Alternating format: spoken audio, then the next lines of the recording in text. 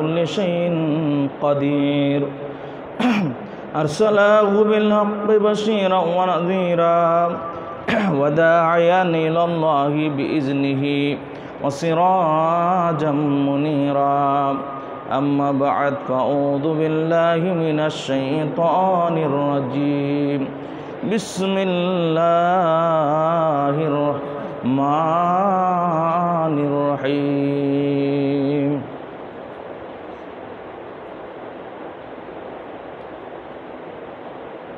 سلام قولا من رب رحيم سلام قولا من رب رحيم سلام قولا من رب رحيم سلام قولا من رب رحيم وامتازوا اليوم أيها المجرمون ألم أعهد إليكم يا بني آدم ألا تعبدوا الشيطان إنه لكم عدو مبين بسم الله الرحمن الرحيم إن الله وملائكته يصلون على النبي يا أيها الذين آمنوا صلوا عليه وسلموا تسليما يا اللهم صل على سيدنا مولانا محمد وعلى سيدنا مولانا محمد اللهم صل على سيدنا مولانا محمد وعلى آل سيدنا مولانا محمد নবীর প্রেমে দুরূদ পড়ে স্বয়ং মাওলা পরওয়ার গুনাহগারে নাজাত পাবে গুনাহগারে নাজাত পাবে পড়লে নবীর দুরূদ সারওয়ার আল্লাহুম্মা সাল্লি আলা সাইয়্যিদিনা মাওলানা মুহাম্মদ ওয়া আলা আলি সাইয়্যিদিনা মাওলানা মুহাম্মদ জগতে যাহার দিল নবীর প্রেমে কান্দে না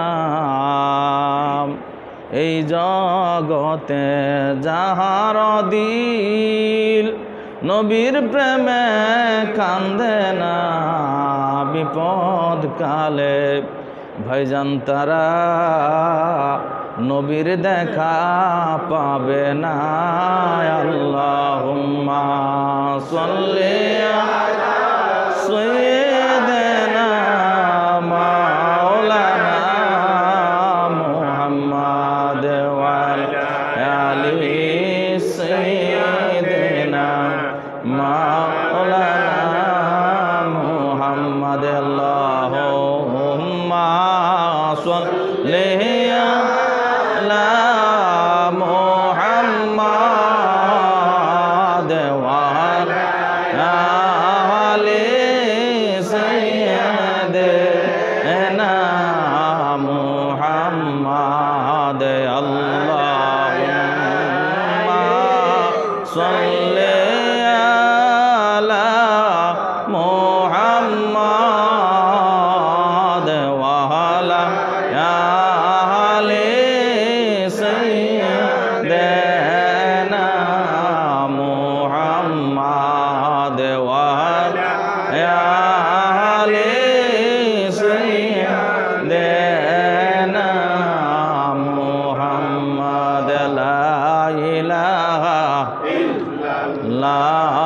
লা ইলাহা ইল্লাল্লাহ লা ইলাহা ইল্লাল্লাহ লা ইলাহা ইল্লাল্লাহ লা ইলাহা ইল্লাল্লাহ আকাশের মালিক যে আল্লাহ জমিনের লিখে সে আল্লাহ আকাশের মালিক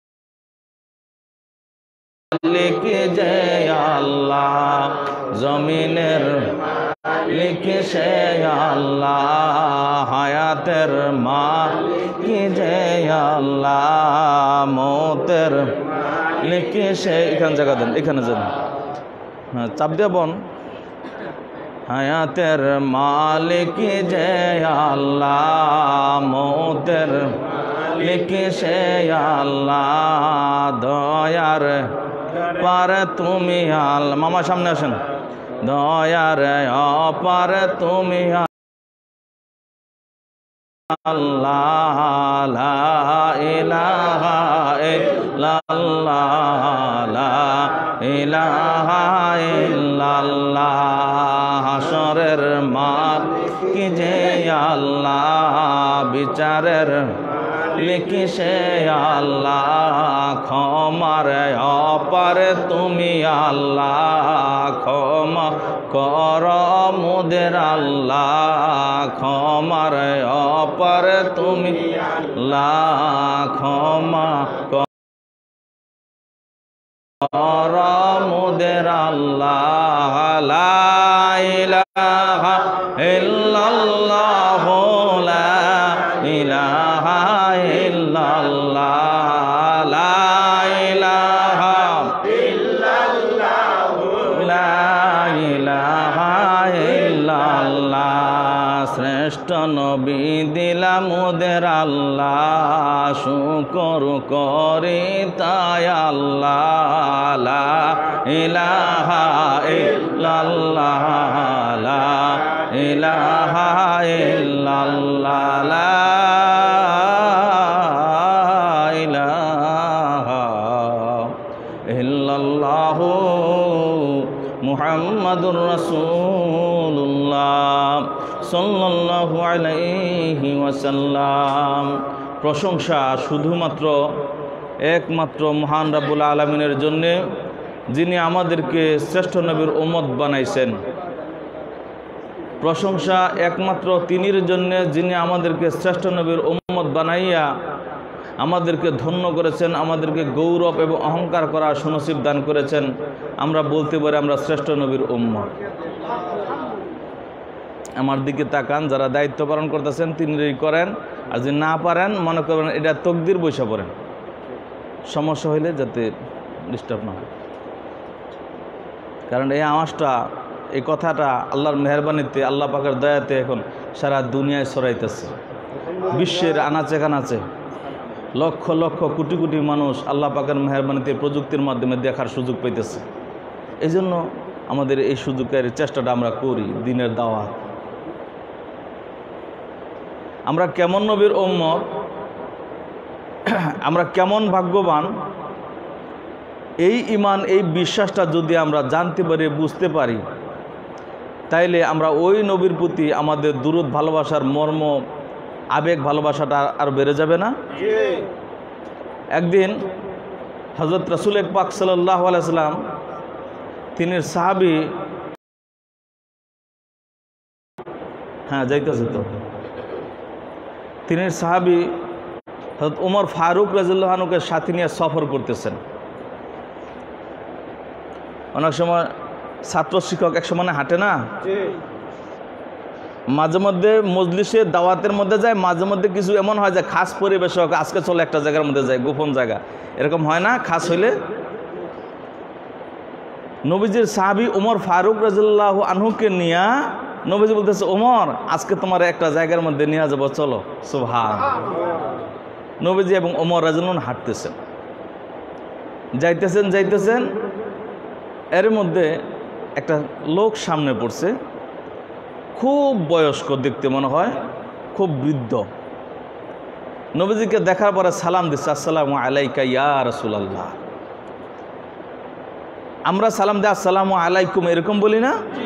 নবীজিকে যারাই সালাম দিছে, কিতাব খুলে দেখবেন মাওলানা সাহেবেরা যারা উপস্থিত আছে, নবীজিকে কোনো দিন আসসালামু আলাইকুম কেউ সহজে বলছে এরকম হাদিস আমি সহজে পাইনি। এই যে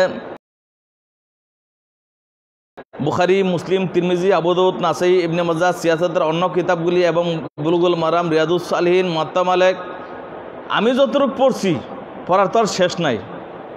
আমার এতটুকু পড়ার মধ্যে কোনো সাহাবী কোনো কেউ নবীজিকে আসসালামু আলাইকুম কথাটা বলছে এই হাদিসটা আমি কোথাও পাইনি। বরং এই কথাটা পাইছি নবীজিকে যারা সালাম দিত তারা বলতো আসসালামু আলাইকা ইয়া রাসূলুল্লাহ। আসসালামু আলাইকা, নবীকে একা সম্বোধন করতে হয়েছে, কারণ নবীজি এমন এক মহান রহমত, আল্লাহ পাকের হাবিব, তিনি যদি ওয়ালাইকুম সালাম বইলা বলায় তাহলে সবাই সেটা পেয়ে যায়। আমাদের প্রধানমন্ত্রী যদি সাইন করে যায় পুরা দেশের সাইন হয়ে যায় না? তো নবীজিকে সালাম দিলেন। আমরা আত্তাহিয়াতুর মধ্যে পড়ি না আসসালামু আলাইকা আইয়ুহান নাবিয়্যু, আসসালামু আলাইকুম আইয়ুহান নাবিয়্যু পড়ি? আসসালামু আলাইকা, আলাইকা মানে একজন। আমরা পড়ি না ইয়া নবী সালামু আলাইকা? কেন পড়ি? নবীকে একা দিলে নবীজির রহমত, নবীজির রহমত যারা চায় তারাই পায়। নবীজির প্রতি দোয়া করো, তোমার তকদির খুলে যাবে। নবীজিকে সালাম দিলেন, আসসালামু আলাইকা ইয়া রাসূলুল্লাহ। সালাম দিয়া নবীজির একটু পাশে গিয়ে দাঁড়াইলেন। নবীজি সালামের জবাবটা নিলেন কিনা বা নেন নাই এরকম কোনো কিছুই ওমর বুঝতে পারতেছে না। কিন্তু নবীজির স্বভাব হলো এই, যদি নবীকে কেউ সালাম দেয় নবীজির জবাবটা পরিষ্কার তাকে শোনায়া দিয়া বলতো ওয়া আলাইকুম সালাম। কিন্তু আজকে তিনি সালাম উত্তর দিলেন বা দিলেন না ওমর সেটা বুঝতে পারতেছে না। ওমর ভাবতেছে ব্যাপার কি, নবী তো কোনো দিন এরকম করছে আমি দেখি না, সালামের জবাব তো দেয়, আজকে দিল বা দিল না এটা তো বুঝতে পারতেছি না। এর মধ্যে নবীজি ডাক দিলেন, এই লোক এদিকে আসো। এই লোকটাকে কাছে আসছে, আসার আগে ওমরকে বলতেছে, ওমর তুমি এই লোকটাকে চিনো? না ইয়া রাসূলুল্লাহ চিনি না। নবীজি বলতেছেন এটা মনে হয় কোনো মানুষ না। সুবহানাল্লাহ। আচ্ছা, নবীজির মনের কথা কি সাধারণ কথা? নবীজি বলতেছেন, ওমরকে বলতেছেন মনে হয় এই লোকটা কোনো মানুষ না। ওমর আশ্চর্য হয়ে গেছে, কাছে আসো। কাছে আসছে বলে তোমার পরিচয় বলো। বলছে ইয়া রাসূলুল্লাহ আমি জাতে জিন জাতি। সুবহানাল্লাহ। কথা ঠিক হয়ে গেল না? নবীজির কথা তো ঠিক হবে, কারণ আল্লাহ তিনি কি হেফাজত করে। আমি জাতে জিন। ও তোমার নাম কি? তোমার নাম কি? আমার নাম হাম। নাম কি? হাম। তোমার আব্বার নাম কি? সুবহানাল্লাহ। আচ্ছা, হাম যদি কেউ বলে, আমরা যদি কাউকে চিনা বাপ মনে হয় তখন তার আব্বার নাম জিজ্ঞেস করি, তাহলে বোঝা যায় নবীজি লাগে তার বাপ মার নাম বললে আরেকটু পরিষ্কার হইব লাগে। তা পরিচয় কিছু নবীজির আছে আগে থেকেই, কিছু না। নবীজিকে আল্লাহ পাক অনেক পরিচয় দান করছেন যেটা মানুষের দ্বারা, স্বাভাবিক মানুষের দ্বারা বোঝা সম্ভব না। তোমার আব্বার নাম কি? আমার আব্বার নাম হিমা। ও তোমার দাদার নাম কি? লাকিস। ও তোমার দাদার আব্বার নাম কি? ইবলিস। দাদার আব্বার নাম কি? ইবলিসটা চিনতে করো বাকি আছে? ইবলিসটা তো আমরা সবাই চিনি। তোমার নাম কি? হাম। তোমার আব্বার নাম কি? হিমা। তোমার দাদার নাম কি? লাকিস। তোমার দাদার আব্বার নাম কি? ইবলিস। ও তাহলে ইবলিসের তুমি খুব কাছের বংশধর, বেশি দূরের না, ঠিক না? ইবলিসে তাহলে কি হয় সম্পর্কে? বড় আব্বা না, বাপের রূপে বড় বাপ না? আচ্ছা, তুমি আমাকে সালাম দিলা। শয়তানরা তো সালাম দেয় না, সালামের ক্ষতি করে, সালাম বন্ধ করে। দেশ আছে না কিছু সালাম বন্ধ করতেছে। তুমি যে আমার সালাম দিলা, ইয়া রাসূলুল্লাহ আপনাকে আমি সালাম দিছি কারণ আমি আপনার কাছে ঋণী, আমি আটকা অবস্থায় আছি, মুসিবতের মধ্যে আছি, আমার সালাম আপনি মেহেরবানি করে কবুল করেন, গ্রহণ করেন। ইয়া রাসূলুল্লাহ, যদিও আমি ইবলিসের বংশধর, কিন্তু মহান আল্লাহ তাআলা আমার উপরে দয়া করেছেন। আমি ইবলিসের বংশধর অবস্থায় আজকে দেখেন হাজার হাজার বছর পার হয়ে গেছে, আল্লাহ আমাকে হায়াত দান করেছেন। সেই ইবলিসের বংশধর অবস্থায় আমার জন্ম অবস্থা থেকে এখন পর্যন্ত আজকে আপনি দুনিয়ার মধ্যে উপস্থিত হয়েছেন, হাজার হাজার বছর পার হয়ে গেল, কিন্তু আল্লাহ তাআলা আমার ওপর হায়াত দান করেছেন, দয়া করেছেন গো মাওলা।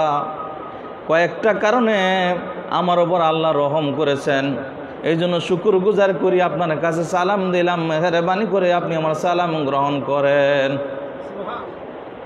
ও হাম, তুমি তো ইবলিসের বংশধর, তোমার বয়স কত তুমি কি বলতে পারো? ইয়া রাসূলুল্লাহ, আমি এটা বলতে পারি না, তবে একটা অনুমান আপনার কাছে আমি পেশ করতে পারি। কতটুক বয়স হইতে পারে? বাবা আদম আলাইহিস সালামের দুইটা সন্তান, হাবিল এবং কাবিল, আমরা নাম শুনছি না? বাবা আদমের দুইটা সন্তান হাবিল এবং কাবিল। হাবিল বড়, কাবিল ছোট। হাবিল আল্লাহওয়ালা, দিনদার, পরহেজগার, একই বাপের ঔরসে সন্তান, একই মায়ের ঔরসে, একই মায়ের গর্ভের সন্তান। কাবিল তারপরও সে নাফরমান, সে কাফের, বেঈমান। এক বাপের না, এক বাপের এক মায়ের সন্তান হাবিল কাবিল। হাবিল আল্লাহওয়ালা, পরহেজগার, কিন্তু কাবিলে বেঈমান, নাফরমান, কাফের, মুনাফিক, জালেম। তবে এতটুকু বলতে পারি, ইয়া রাসূলুল্লাহ, হাবিল এবং কাবিল যখন এক ভাই আরেক ভাইকে হত্যা করে, এই ইতিহাস তো আমরা শুনেছি। বড় ভাই আল্লাহওয়ালা, পরহেজগার, ছোট ভাই কাফের, মুশরিক, বেঈমান, জাহেল। ছোট ভাই বড় ভাইকে আঘাত করে যেদিন খুন করে, ওই দিন আমি টুকুর টাকুর টুকটাক হাঁটতে পারি। আপনারা কি আমার কথা শুনতেছেন? যেগুলি বলি এগুলি সচরাচর হুজুরের কাছে কম পাইবেন যারা পড়া করে, কারণ কিতাবে তো নিতে পড়ি আমি। যেগুলি বলবো মনোযোগ দিয়ে শুনেন, উদ্দেশ্য আছে। কারণ সচরাচর আমি গৌরব করি না, খুব কম মানুষই এসব আলোচনা করে। এমন না যে খালি আমি করবো, এরকম না। কিতাব যারা পড়ছে তারাই করবে। তোমার বয়স কত আমি বলতে পারি না, তবে একটু অনুমান দিতে পারি। ইয়া রাসূলুল্লাহ, হাবিল এবং কাবিল দুই ভাই যখন ছিল, হাবিলকে কাবিল যখন হত্যা করে, ওই অবস্থায় আমি টুকটাক হাঁটতে পারি। তাহলে ওই অবস্থায় যদি সে হাঁটতে পারে, আমাদের মানুষগুলি কতটুকু বয়স হলে হাঁটে? মোটামুটি বছর খানেক হইলে তো হাঁটতে পারে, ঠিক না? ওই দিন থেকে আজকে আপনি পর্যন্ত আমাকে আল্লাহ পাক হায়াত দান করেছেন, বোঝা যায় হাজার হাজার হাজার হাজার বছর আল্লাহ তাআলা তিনের উপরে দয়া করেছেন। আমি নাফরমান হইয়া জন্মগ্রহণ করি নাই, কিন্তু আমার বংশ নাফরমানের বংশ।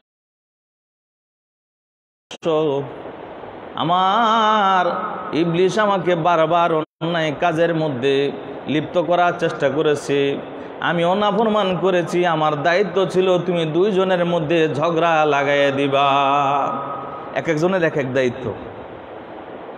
তোমার দায়িত্ব, আমার দায়িত্ব ছিল এইটা। ইবলিস আমাকে দায়িত্ব দিয়ে বলছে, তোমার মধ্যে আমি মেধা দেখি, তোমার মধ্যে একটা যোগ্যতা আছে আমি অনুভব করি, এই জন্য তোমার দ্বারা আমি একটা আশা করি তুমি অনেক বড় দায়িত্ব পালন করতে পারবে। তোমাকে একটা দায়িত্ব দিলাম। দায়িত্ব হইল, যেই দুই বন্ধু, যেই দুই ভাই, স্বামী স্ত্রী, আপন স্বজন, যে যার সাথে সম্পর্ক আছে, তুমি খুঁজে বের করবা। আর কাজ হইল তুমি তাদের সাথে ঝগড়া লাগাই দিবা। শয়তানের কাজ। এরকম ভাবে আমি অনেক ঝগড়া লাগাইছি, অনেক খুনাখুনি করেছি। দেশের মধ্যে রাহাজানি, অন্যায়, ব্যভিচার, অত্যাচার, নিপীড়নের আমি জালেমের বাদশা তৈরি করে দিয়েছি। কিন্তু আল্লাহ তাআলা আমার উপর রহম করেছেন, যখন নূহ আলাইহিস সালাম জমিনের মধ্যে আসছেন, নূহ নবীকে বারবার আমি অত্যাচার করি, লোকদেরকে দিয়ে লেলাই দিয়ে তিনি ওপর অত্যাচার করি, শত শত বছর ওনার উপর অত্যাচার করার পরেও তিনি একবার নাশুকরি করে নাই। তিনি জাতির মানুষেরা, আপন মানুষেরা তিনি উপরে যত অত্যাচার করে তিনি তত বেশি শুকর গুজার করে, বলে মাওলা তোমার জন্য আজকে আমি মারি খাইলাম, আলহামদুলিল্লাহ। আমি সম্পদের জন্য নয়, আমি সন্তানের জন্য নয়, নিজের ক্ষমতা পাওয়ার লোভে নয়, মাওলা তুমি লা ইলাহা ইল্লাল্লাহ কালিমার দায়িত্ব দিয়েছ, এই কালিমা প্রচার করি বিদায় তারা আমাকে মারে, আমি তোমার কালিমার জন্য আমার মাথা ফাটায়, আমাকে অজ্ঞান করে দেয় মারতে মারতে গো ইয়া রাসূলুল্লাহ। এই যদি হয় তোমার প্রেমের ফসল আরো বেশি মারে দাও, আমার আফসোস নাই। এই যদি হয় নূহ নবীর অবস্থা, শত শত বছর তিনের উপর অত্যাচার করার পরও তিনি মাওলাকে বলে না, আমার ভিতরে অনুতাপ আসলো, আফসোস আসলো, হায় রে এতবার তিনি উপর অত্যাচার করি, নিপীড়ন করি, তারপরও তিনি তো মাওলাকে বলে না। এই মাওলাকে ভালোবাসার মধ্যে কি জানি স্বাদ আছে, মজা আছে, যদি একটু দেখা যাইতো। আমার ভিতরে অনুশোচনা আসে, তিনি সুন্দর ব্যবহার দেখে দেখে আমার তিনির প্রতি মায়া হয়েছে, এই জন্য তিনির কাছে গিয়ে বলছি, ইয়া রাসূল আল্লাহ, নূহ আলাইহিস সালাম আল্লাহ পাকের একজন রাসূল ছিলেন জামানায়, ইয়া রাসূল আল্লাহ মেহেরবানি করে তওবা করাই আমাকে মুসলমান বানায় নেন। আমি নূহ আলাইহিস সালামের ব্যবহার, অমায়িকতা, নমনীয়তা, ভদ্রতা, বিনয় দেখিয়া তিনির প্রতি আমি আসক্ত হইলাম। তনির কাছে আমি কালিমার মধুর স্বাদ গ্রহণ করে আমি ঈমান এনেছি, কিন্তু আমার অপরাধ নূহ আলাইহিস সালাম এই কথা নিশ্চিত দিতে পারে নাই। আমি যে অপরাধ করেছি, দেশের দেশ আমি জ্বালিয়ে দিয়েছি, কওমের কম বংশের বংশ আমি নষ্ট করে দিয়েছি, আমার অপরাধের মাপ হইবে কিনা নূহ আলাইহিস সালাম আমাকে নিশ্চয়তা দিতে পারে নাই। আমাকে বলছে, হামরে যদিও তুমি আমার কাছে মুসলমান হইছ, যদিও তওবা করেছ, তোমার জন্য আমি দোয়া করে নিশ্চিত না, তবে যতদিন ঈমানের উপরে আসো তোমার উপর আশা করা যায় আল্লাহ তোমার উপর রহম করবে। তবে সাবধান, আমি যদি না থাকি দুনিয়ায় কালিমা সারিয়া নাফরমান হইয়া যাইও না। এই জন্য আল্লাহ তাআলা যখনই নূহ আলাইহিস সালামকে নিয়ে গেলেন, আমাকে আল্লাহ দুনিয়াতে রাখার পর আমি চিন্তিত থাকতাম আবার কবে নবী আসবে। যখনই কোনো নবী আসতো আমি তিনের কাছে গিয়ে ঈমান আনতাম, মুসলমান হইতাম। এইভাবে যখন দাউদ আলাইহিস সালামের কাছে গেলাম, দাউদ আলাইহিস সালাম আসার পরে তিনের কাছে আমি ঈমান এনেছি, মুসলমান হয়েছি। মুসা কালিমুল্লাহ দুনিয়ার মধ্যে আসার পরে তিনের কাছেও গিয়ে আমি ঈমান আনলাম, মুসলমান হইলাম, তওবা করলাম।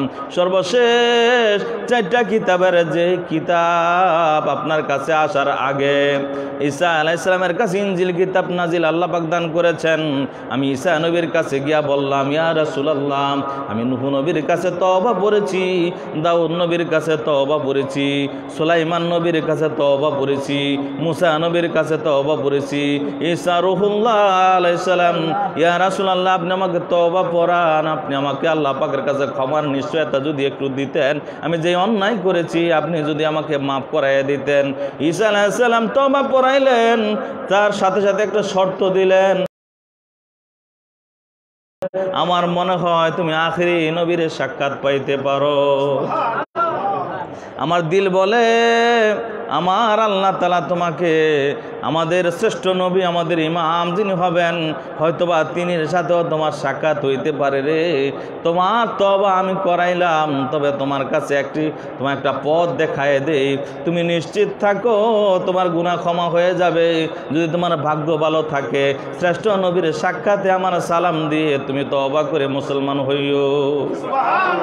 এত নবী আসার পরেও, এত নবীর কাছে যাওয়ার পরেও, এত জবরদস্ত পয়গম্বরদের কাছে তওবা করানোর পরও তারা নিশ্চয়তা দিতে পারে না। বলছে আশা করা যায় তুমি মাফ পাইবা, আশা করা যায় তুমি মাফ পাইবা, আশা করা যায় তুমি মাফ পাইবা।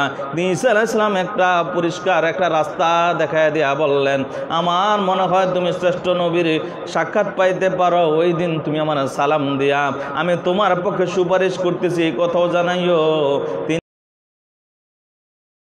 তিনের কাছে তওবা করিয়া মুসলমান হইও, যদি হয় তাইলে তোমার গুনাহ মাফ হয়ে যাবে। অন্য নবীর তওবার এই নবীর তওবার মধ্যে ব্যবধান আছে। এটা কে বুঝে? নবী রাসূলগণ বুঝে, আমরা সাধারণ মানুষেরা বুঝি না। নবীরা নবীদের মর্যাদা বুঝে।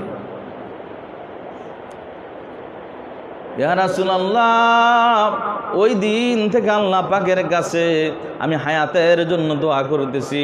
এতদিন আমার হায়াতের বাসনা ছিল না, আল্লাহ যা চায় তখন যায়, তখন নিয়ে যাবে। কিন্তু ঈসা নবী যখন বলেছে শ্রেষ্ঠ নবীর কাছে তওবা করলে, শ্রেষ্ঠ নবীর নিয়মে কালেমা পড়লে, তওবা করলে মাফ হয়ে যায়, আমি এই জন্য অপেক্ষা করতেছি। আল্লাহ পাকের দয়া হয়েছে, আজকে দিদার পাইলাম। মেহেরবানি করে আপনি আমাকে তওবা করায় পড়ায় দেন। লা ইলাহা ইল্লাল্লাহু মুহাম্মাদুর রাসূলুল্লাহ সাল্লাল্লাহু আলাইহি ওয়াসাল্লাম। শয়তানে পর্যন্ত বুঝে এই নবীর কালিমা পড়লে, তওবা করলে মাফ হয়ে যায়। আল্লাহ পাকের মেহেরবানি, আমরা সেই নবীর উম্মত। আল্লাহ পাকের দয়া, রাহমাতুল লিল আমাদের জন্য সুপারিশকারী। নবীদের নবী যিনি রাহমাতুল লিল আলামিন, যার প্রেমেতে আশেক করলেন আকাশ আর সব জমিন। সবাই আশেক আমার নবীর, সবাই আশেক, সেখানে আল্লাহই তো আসে। আল্লাহ তাআলা যাতে আমাদেরকে নবী পাক সাল্লাল্লাহু আলাইহি ওয়াসাল্লামের পাক আদর্শ নিয়ে চলে তাবুক দান করেন। আমরা সবাই বলি আল্লাহুম্মা আমিন। সময় বেশি লম্বা হয়ে গেলে কষ্ট হয়ে যাব, শেষ করে দিতাম। হ্যাঁ, এখন তো 10:15 বাজে। ঈসা আলাইহিস সালাম এক শাগরেদ নিয়ে হাঁটতেছে, সফর করতেছে। কিছু কিছু শাগরেদ আছে না, খুব খাস ঘনিষ্ঠ, আদরের বেশি রকমের, শাগরেদটি নিয়ে হাঁটতেছে। চলতে চলতে চলতে চলতে একদিনের রাস্তা পার হইল। সামান্য একটু খাদ্য, সামান্য একটু পানি, মাইলের পর মাইল, রুদ্রের পর রুদ্র, বালুর পরে বালু, মরুভূমির পর মরুভূমি পার হইয়া যাইতেছে। ক্ষুধা, কষ্ট, যাতনা, ঘুম নাই, বিশ্রাম নাই। চলতেছে শিষ্য ডাক দিয়ে বলে, ইয়া রাসূলুল্লাহ, আজকে কয়েকদিন হইল খাবার নাই, পানি নাই, ক্লান্ত হয়ে গেছি। আমাদের সাথে তো 3টা রুটি আছে, আমরা কেন রুটি খাই না? তাই তো আমি তো মাবুদ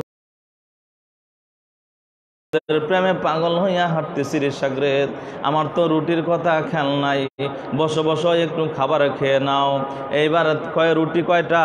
3টা। এইবার দুইজনে 2টা রুটি খাইলো, একটা বেশি রইল। শিষ্য বলছে, আমার 1 রুটি খায় তো পেট ভরে নাই, নবীকে কি করে বলে এই রুটিটা খাই? ইয়া রাসূলুল্লাহ, এই রুটিটা কে খাবে? রেখে দাও, দেখা যাবে। চলতেছে।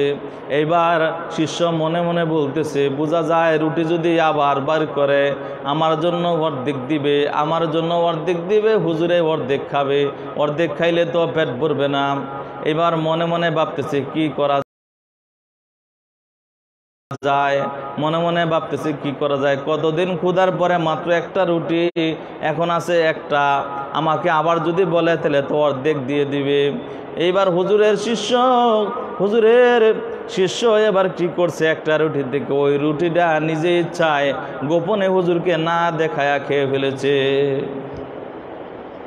সফর চলতেছে, কতক্ষণ পরে নবীজি ডাক দিয়ে বলে, ও আমার সাথী, আমার সাথে তো আমাদের সাথে তো 1টা রুটি থাকার কথা, ওই রুটিটা কি আছে? রুটিটা তো থাকার কথা, কোথায়? রুটি বের করো। আচ্ছা, এবার রুটিটা বের করার দরকার না? এবার যে ক্ষতিটা আছে না, ব্যাগ খোঁজে, আসলে কি ব্যাগের মধ্যে আছে? এটা কি খোঁজা না অভিনয় করা? অভিনয় না? দান দিলাম না? নবীর সাথে নবীর সাথে দান দিলাম করে। রুটিটা কোথায়? এদিকে খোঁজে, ওইদিকে খোঁজে, কি খোঁজো? রুটি খুঁজি, পাই না তো। কেন পাও না? হুজুর এইখানেই তো রাখছিলাম, রুটিটা কই? খুঁজতেছি, পাই না। তাইলে কোথায় গেল? কেউ আবার খেয়ে ফেলছে কিনা, রুটি তো খাবার জিনিস, তাও তো হইতে পারে। কে খাবে তোমার কাছে আছে তা তো জানি না, আমার কাছে তো ব্যাগ না, তোমার কাছে থলে ছিল, রুটি গেল কোথায়, রুটি গেল কোথায় তা তো জানি না। চলো শেষ হয়ে গেছে যেহেতু, এটা খোঁজাখুঁজি আর পাওয়া যাবে না, শেষ। চলতেছে চলতেছে, কয়েকদিন যাওয়ার পর আবার ক্ষুধা লাগছে। ইয়া রাসূলুল্লাহ, এবার তো রুটি নাই, কিভাবে চলবো, ক্ষুধা লাগছে। ও তাই তো, ক্ষুধা লাগছে। বনের মধ্যে ডাক দিল, ও জংলার হরিণারা রে, আমি আল্লাহর নবী ঈসা তোমাদের উদ্দেশ্যে ডাক দিলাম, কি আসো আসো, আমাদের ক্ষুধা লাগছে, তোমাদের গোশত আমাদের জন্য আল্লাহ হালাল বানাইছে, কি আসো আমাদের খাবার হতে চাও। সুবহানাল্লাহ। নবী রাসূল ডাক দিলে আসবো কিনা? বন থেকে হৃষ্টপুষ্ট অনেকগুলি হরিণের মধ্য থেকে পাগলের মতো দৌড় শুরু করলো, কে যাবি আগে নবীজির খাবার হওয়ার জন্যে। দৌড়াইয়া একটা হরিণ যখন কাছে আসলো, সবগুলি হরিণের মধ্য থেকে যে সবার আগে নবীজির কদম মোবারকে সালাম দিল, তার পেটে হাত রাখাইয়া তার তকদিরে সম্মানের সাথে তার তকদিরে খুলে খেলো, তাকে জবে করলো, তাকে গোশত বুনা করলো, বলল খাও। এবার বলছে এতদিনের ক্ষুধা, আজকে এত বড় একটা আস্তা হরিণ পাইলাম, মন মতো খাই। খাইতে খাইতে খাইতে খাইতে খাইতে খাইতে খাইতে খাইতে অনেক খাইছে। হুজুর কিছু ক্ষতির মধ্যে লই বেতা সিরা তো বুঝছেন না, নবীজি রুটি ওই খেয়াল আহে, আজ তো হরিণ পাইছে কি করতে পারে, ক্ষতির মধ্যে লই কথা, তোমার যেটুক দরকার তুমি একটু খাওয়া, আবার দরকার যখন হবে আল্লাহ ব্যবস্থা করব। এবার খাইলো, জমা করতে পারলো না, দিল না। এবার হরিণকে আল্লাহ তাআলার কি কুদরত, কি মহিমা, ঈসা আলাইহিস সালাম হরিণের হাড্ডি গুড্ডি যা কিছু অবশিষ্ট ছিল, যা কিছু গোশত ছিল, একটা কাপড় দিয়া ঢেকে দিয়ে আল্লাহর নামে ডাক দিয়া বলল, কুম বিইজনিল্লাহ, আল্লাহর নামে জীবিত হয়ে যাও। সাথে সাথে আল্লাহর কুদরতে এই খেয়ে ফেলা মৃত হরিণ সাথে সাথে হৃষ্টপুষ্ট পরিপূর্ণ হরিণ হয়ে গেল। আল্লাহ পাকের কুদরত, আল্লাহ পারে কিনা? পারে। আল্লাহ পাক যদি সামান্য পানির ফুটা থেকে রক্ত বানায়, গোশত বানায়, আমাদের মতো পরিপূর্ণ মানুষ বানাইতে পারে, এটার মধ্যে পানি আর রক্ত না, একটা গোশত হাড্ডি পুরোই আছে, এই বানাইতে তার সমস্যা নাই। আল্লাহ তো সব কিছুর শক্তির ঊর্ধ্বে। এবার হরিণ পরিপূর্ণ হইয়া হৃষ্টপুষ্ট হয়ে দাঁড়ায় গিয়া সালাম দিল। শিশু কয়, ইয়া রাসূলুল্লাহ, আশ্চর্য, খাইলাম, এত কিছু করলাম, হরিণ দেবার পুরোই রয়েছে, হুজুর এটা কি আবার জমা করতাম, আবার খাইতাম? বেতাসিরা হুজুর এটা কি আবার খাবেন? এই বেতাসিরা আবার খাবি করে, খাইছত না, পেট ভরছত না? হ্যাঁ, খাওয়ার তালা আছে, খাওয়া যাবে রে, তবে একটা শর্ত, ওই হরিণটা আবার খাওয়া যাবে, নেওয়া যাবে, কিন্তু শর্ত হইল 3 নম্বর রুটিটা কে খাইছে যদি একটু জানাই দিতে পারো। হ্যাঁ, এটা দিয়ে আমি ধরা ভরি, এইটা তো আমি জানি না। আল্লাহর কসম দিয়ে বলি, ইয়া রাসূলুল্লাহ, আল্লাহর কসম দিয়ে বলি, যে আল্লাহ আপনার এত ক্ষমতা দিচ্ছে যে একটা হরিণ জবে করে খাইয়া আবার ডাক দিলে জীবিত হয়ে যায়, ওই আল্লাহর কসম করি রুটিটা আমি খাইনি। বলেন দেখি কি অবস্থা। আল্লাহ হেদায়েত যদি দেয় তার কপাল খোলে, আল্লাহর যদি হেদায়েত না দেয়, কাছে থেকেও হেদায়েত পায় না। এরকম নিদর্শন দেখার পরও চলে না। চলো চলো চলো, তুমি তো খাও নাই, না আমি জানিও না, খাইও নাই। চলতেছে নদীর পারে গেল। ইয়া রাসূলুল্লাহ, কি করবেন? নদীর ওই পারে যাওয়া দরকার ভাবতেছি। ইয়া রাসূলুল্লাহ, কি করে যাব? এখানে তো কোনো নৌকা নাই, নদী পার হওয়ার মতো কিছু নাই। ও আমার সাথী, তুমি চিন্তা করো কেন?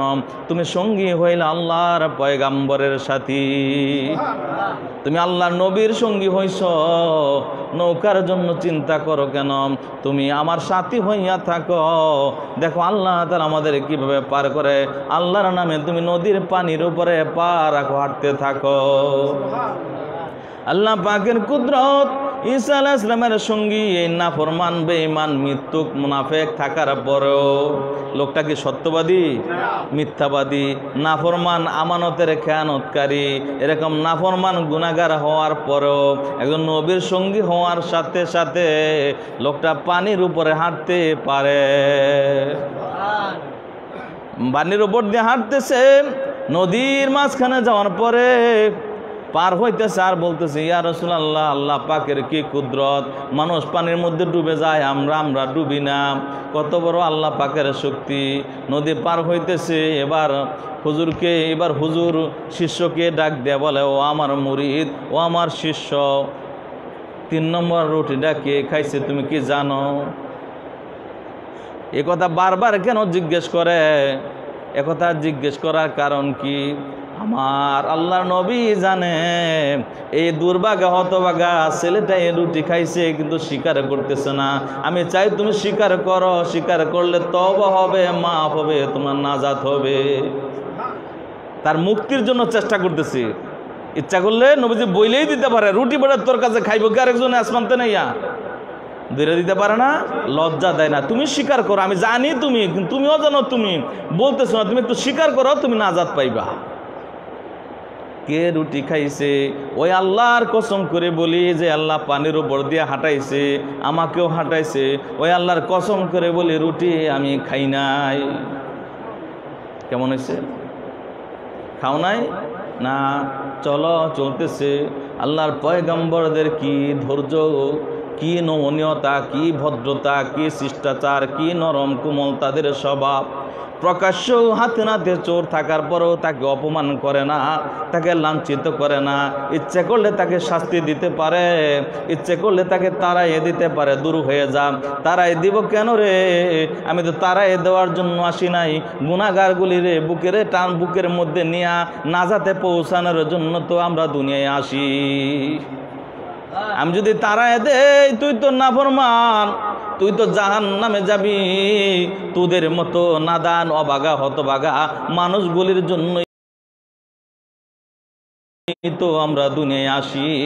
যদিও তুই আমার রুটি খাস, যদিও তুই আমানতের খেয়ানত করস, যদিও আল্লাহর কসম দিয়ে মিথ্যা কথা বলস, তথাপিও তোর জন্য আমার মায়া লাগে। এ হলো নবী রাসূলের কাজ। যতই নাফরমানি করে, যতই কষ্ট দেয়, তারা আমাদের ভালোবাসে, আমাদের নাজাতের চেষ্টা করে। চলতেছে চলতেছে চলতেছে চলতেছে চলতেছে, খাও নাই খাই নাই। তবে শুনে রাখ, শুনে রাখ, শুনে রাখ, চলতেছে চলতেছে চলতেছে, মনে রাখিস কি কথা বলছিস। এই বাবারা চলতেছে। কয়েকদিন যাওয়ার পরে আবার ক্ষুধা লাগছে। ইয়া রাসূলুল্লাহ, ক্ষুধায় যন্ত্রণায় শেষ হয়ে গেলাম। এবার তো কোনো জঙ্গল নাই, একটা হরিণ জানবেন, নদীর মধ্যেও যান না, একটা মাছ জানবেন। এখন আমরা কি করতে পারি? তোমার তো খাবার দরকার। জি হুজুর, এখান থেকে 3টা পাথর আনো। ইয়া রাসূলুল্লাহ, পাথর দেখাতাম পূজা বইবেন নাকি? আনো তুমি। হুজুর কি করবেন? আনো। 3টা পাথর আনছে। আল্লাহর নামের বিসমিল্লাহ বলে 3টা পাথরে ফু দেওয়ার সাথে সাথে 3টা পাথর স্বর্ণ হয়ে গেল। আল্লাহ নবী রাসূল বললে হবে না? হয়ে গেছে। ইয়া রাসূলুল্লাহ, সুবহানাল্লাহ, আগে বললেন না তো বড় বড় পাথর আনতাম। আপনি যদি আগে, আমি তো বোঝার ডরে ছুটি আনছি, আগে যদি বলতেন পাথর স্বর্ণ বানাইবেন তো বড় পাথর আনি। চিন্তা করিও না, চিন্তা করিও না। তোমার যা প্রয়োজন আল্লাহ মিটাইয়া দিবে। তোমার যদি তোমার আল্লাহ পাকের শুকর গুজারি বান্দা হও। হুজুর, এই স্বর্ণ এখন কি করব? বাজারে বিক্রি করবা, একটা আমার একটা তোমার। হুজুর, ওই স্বর্ণ টুকরাটা কার? ওই স্বর্ণের টুকরা হইল ওই রুটি যে খাইছে তার। হুজুর, একটা স্বর্ণ আমার, একটা রুটি আমি খাইছি, আর একটা রুটি আপনি খাইছেন, এই স্বর্ণটা আপনার। জি, ওই স্বর্ণ হইল যাই ওই রুটি খাইছে। ইয়া রাসূলুল্লাহ, আর বেয়াদবি করব না, মিথ্যা কথা বলা মহাপাপ। মিথ্যা কথা বলা মহাপাপ। বারবার মিথ্যা কথা বললে আল্লাহ নারাজ হয়ে যাবে। ওই রুটিও আমি খাইছি। ও জালেম মৃত্যুক রে, আল্লাহর ভয় তোকে ধরলো না, নবীজির নাফরমানি তোর অন্তর কাঁপাইল না। যে আল্লাহ বনের হরিণ দিয়া তোর খাবার দেয়, নদীর পানি দিয়া তোকে হাঁটায় আরাম দেয়, নিরাপত্তা দেয়, ওই আল্লাহর নাফরমানি করলো তোর অন্তর কাঁপলো না। দুনিয়ার স্বর্ণর মায়ায় তুই পড়ে রইলি, আল্লাহর নবীকে তুই চিনলি না। দূর হ, এই স্বর্ণ তোর, ওই স্বর্ণ তোর, এইটা তোর, সবগুলি তোকে দিয়া দিলাম, কিন্তু তুই আমার সঙ্গ থেকে দূরে চলে যা। তোকে আমার আর দরকার নাই, দূরে যা। তুই তোর মতো লোক আমার আর দরকার নাই, দূরে যা। তোরে স্বর্ণ দিয়া দিলাম। এই নাফর মানে স্বর্ণ পাইয়া খুশি, তার ভিতরে আফসোস ঢুকলো না, হায়রে নবী তো হারাই ফেলাইতেছে।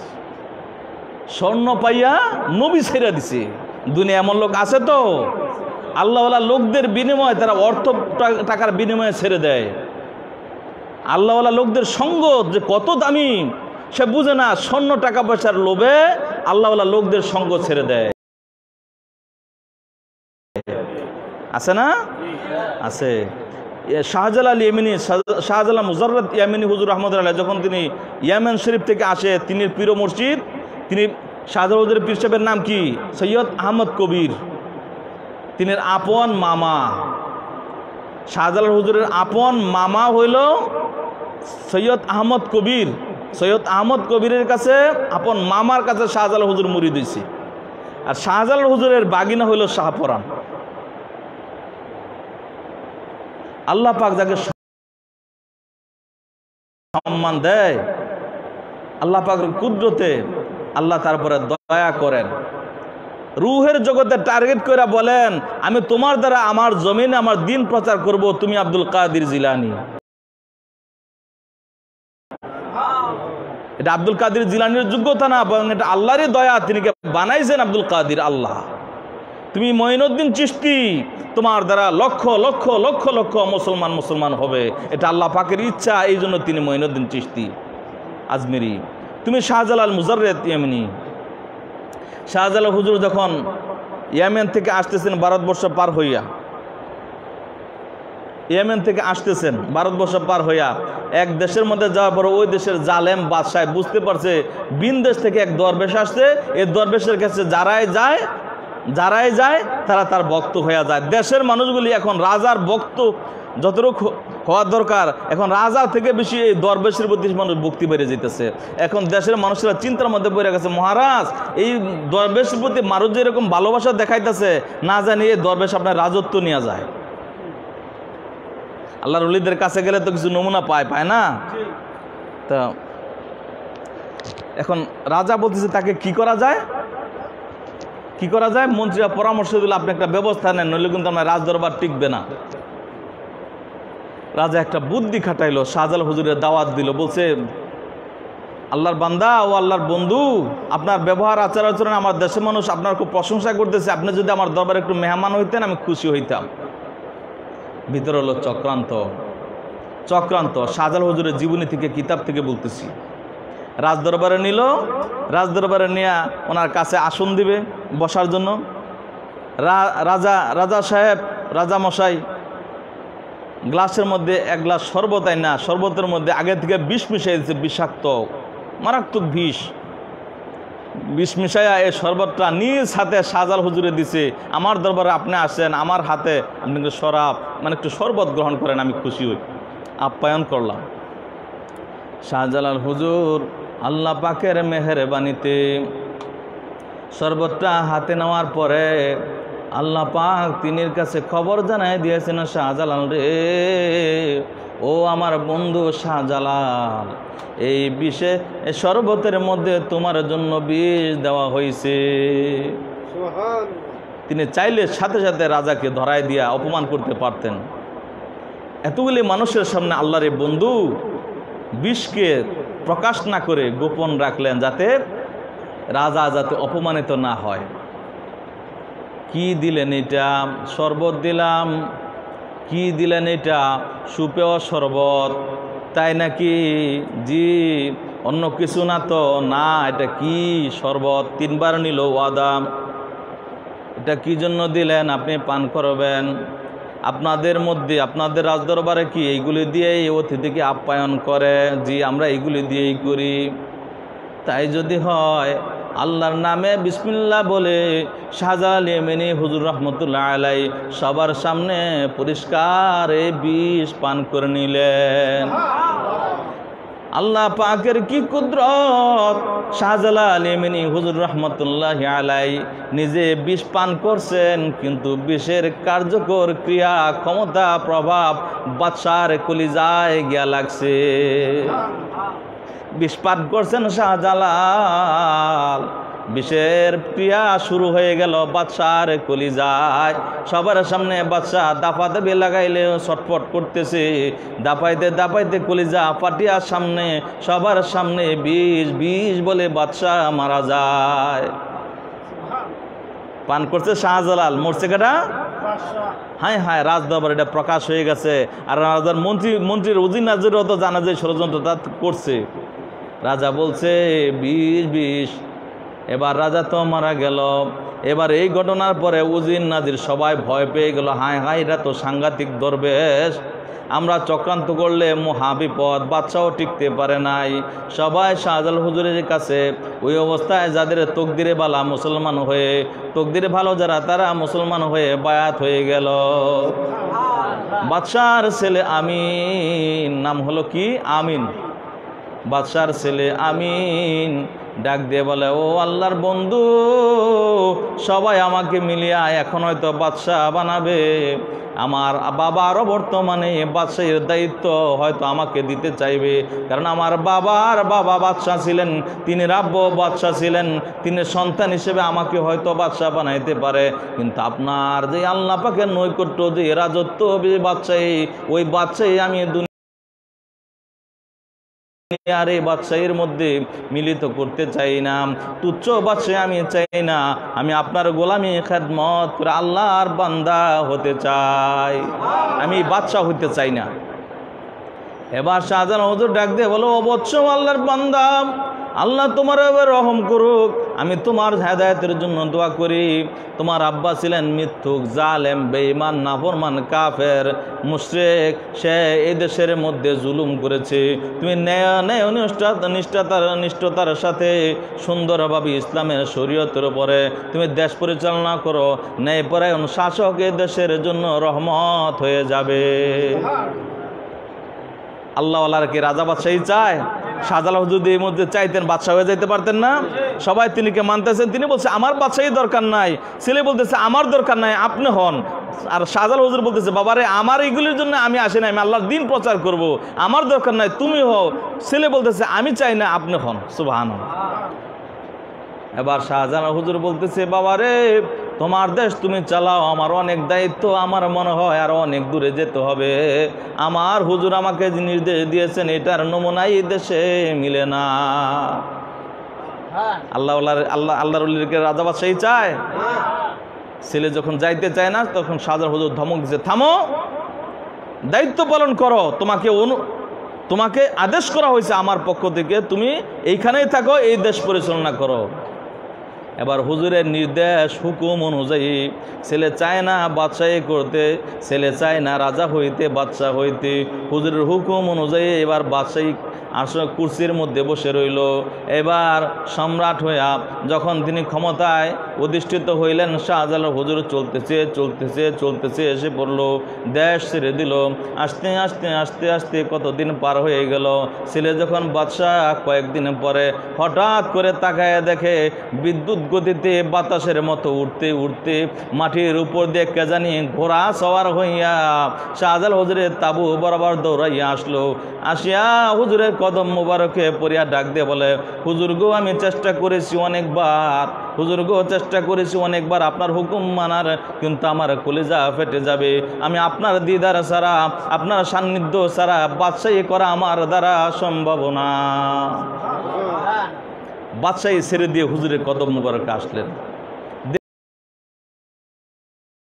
দেখলো, শাহজালাল হুজুর দেখলো এই ছেলের আমি যতই বলি সে সেই দুনিয়াদারি করা সম্ভব না, তাকে ফেরত দিল সে দুনিয়াদারি করতে পারবে না। আচ্ছা ঠিক আছে চলো, আল্লাহর বান্দাদের জন্য আল্লাহর বাদশাহ আল্লাহ ব্যবস্থা করে দিবে, তুমি আমার সাথে চলো।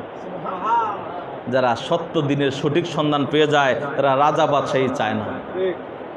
শাহজালাল হুজুরের সাথে দেখবেন যে কয়েকটা কবর আছে, এর মধ্যে একজন আমিন শাহ, একজন দেখবেন অনেকগুলি এখানে রওজা আছে না, এর মধ্যে একজন উনি। আচ্ছা ওনার বাপ দাদার কবর যেখানে মারা গেছে ওইখানে দেওয়া আছে না, ওগুলো চিহ্ন কি আছে? ওইগুলির পাশে গিয়ে কালাম শরীফ কোরআন শরীফ পড়ে আমিন সাহেবের কবরের পাশে গিয়ে দোয়া হয় কিনা? শত শত বছর পার হয়ে গেছে, বাদশাহী পেয়ে গেছে, পাইছে না? এই মূর্খ ঈসা আলাইহিস সালামের সঙ্গ পাওয়ার পরও এত এত কুদ্দুত নিদর্শন দেখার পরও তার কপালে হেদায়েত নাই। আমার মুর্শিদ, আমার মহান মুর্শিদ হযরত আল্লামা আলহাজ মাওলানা আব্দুল হান্নান সাহেব হুজুর বলছেন, যদি তকদির খারাপ থাকে, মুর্শিদ যদি মোকাম্মেল হয়, সে কামিয়াবি হাসিল করতে পারে না। তকদির খারাপ থাকার পরও, তকদির খারাপ থাকলে মুর্শিদ যদি আল্লাহওয়ালা হয়, তারপরও আল্লাহওয়ালা মুর্শিদ হইলেও সে আল্লাহওয়ালা হইতে পারে না যদি তকদির খারাপ থাকে। যেমন ধরেন আমাদের নবীজি যখন উপস্থিত ছিলেন, আবু জাহেল কি দেখে নাই নবীকে? সে কি কামেল হইতে পারছে? পবিত্র হইতে পারছে? তার তকদির খারাপ, জালেম। এবার আল্লাহ নবী ছেড়ে দিল স্বর্ণের লোভে, নবীর সঙ্গ হওয়ার সুনসিবতে তার কপাল থেকে সরে গেল। 3টা স্বর্ণ নিয়ে চলতেছে। হঠাৎ করে কয়েকজন লোক তার সামনে আসলো। ওই লোকগুলি কোনো সাধারণ লোক না, এই লোকগুলি হলো ওই জামানার ওই দেশের জন্য ডাকাত। পথে আসে না কিছু লুটতরাজ করে ডাকাত।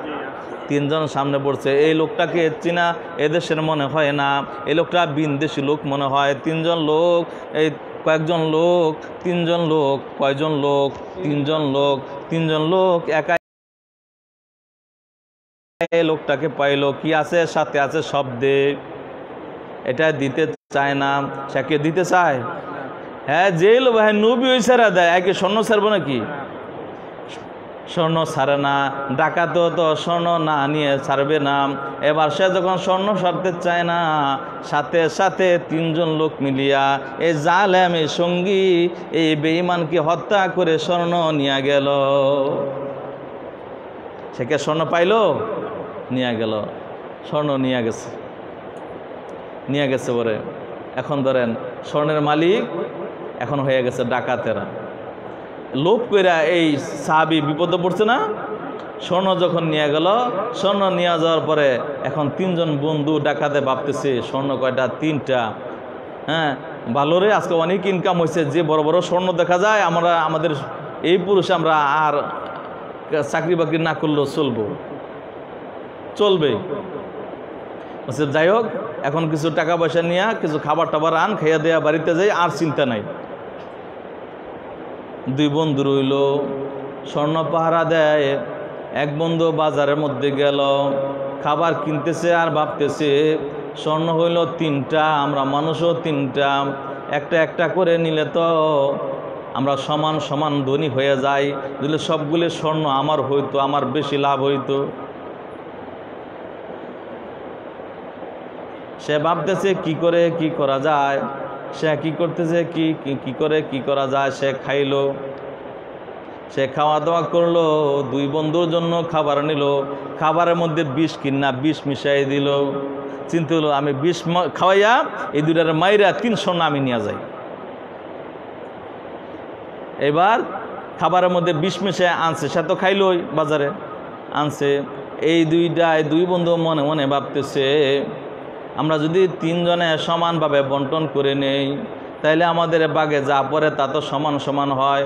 যদি একটা অংশ আমরা বাড়ায় নিতে পারি, আমাদের পরিমাণ আরও বেড়ে যায়। জি হ্যাঁ, করা যায়। হ্যাঁ যদি আয়ে দুজনে মিল্লা দর হের মাইরা লাই, হেরে মাইরা তা আমরা এই তিনটা দুজনে বন্ধ করে নেই, এটা কয় ভালো হয়, ভালোই হয়, বাইরে যাব, আমাদের সম্পদ বাইরে যাব। আসার পরে কোনো কথা নাই, খাবার তো নিয়ে আসছে। আসার পরে দুই বন্ধু মিলে একটারে শুরু করছে, দুইজনের সাথে একজনকে পারার কথা। আসা পরে মায়ের হেটাকে মারস করে বুঝি না, মাথা ঠিক নাই, কি দোষ করছি আমার, মারস করে তোরা কি দোষ করছি, আমার অপরাধটা কি, তোদের জন্য খাবার আনতে গেছি, দেখ তোরা বসে রয়েছ, আমি কষ্ট করছি, এত কথা বুঝি না, তোরা মাথা ঠিক নাই, মাথা ঠিক না, মাথা না ঠিক থাকলে কোনো কথা আছে, মাথা ঠিক নাই, মেরে লিস। আবার মায়েরা হত্যা করে ফেলেছে, হত্যা করে বলতে যাই হোক বালিছি, ইনকাম আর একটু বাড়ছে, লোয়ালা খাই। এবার খাইছে, খাওয়ার পরে কি হয়েছে, এই দুটো শেষ। লোভে পাপ, পাপে মৃত্যু, লোভে পাপ, পাপে মৃত্যু। সুতরাং দুনিয়াদারির জন্য যেই লোভ করবে, টাকা পয়সার জন্য দুনিয়াদারির জন্য যেই লোভ করবে, তার এরকম অপমান, অপদস্থ, অপমৃত্যু হবে। লোভ করো আল্লাহ। এই জন্য খাজা গরিবেনাস মঈনুদ্দিন চিশতি রহমতুল্লাহ বলছেন, তুমি দুনিয়াও চাইবা আখিরাতও একসাথে, দুইটাই চাইবা, এটা পাগলামি ছাড়া আর কিছু না। দুনিয়াটা করবা, তবে এইভাবে করবা, নদীর মধ্যে নৌকা চলে না, নৌকা কি শুকনা দিয়া চলে?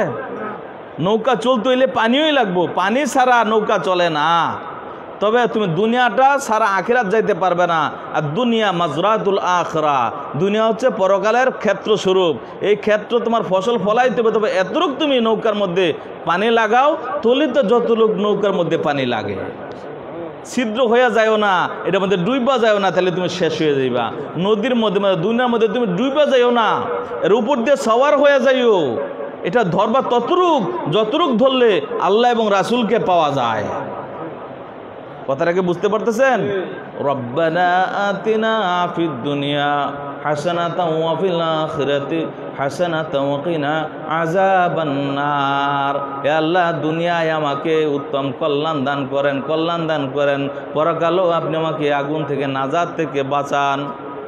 থাক থাক থাক, যেমন আছে শুনছি অনেক। তার মানে দুনিয়াও চাইতে হবে, আখিরাতও চাইতে হবে। দুনিয়া ততরূপ নৌকার তলিতে পানি লাগে যতটুক, এটার মধ্যে ডুইবা যায়ও না, এটা লোভে একদম মোহিত হইয়া যাইও না। পরিপূর্ণ সব এটার মধ্যে সমর্পণ করে দিও না। পরকালের জন্য তোমার যেটা দরকার ততটুকুই তুমি দুনিয়াটা ধরো।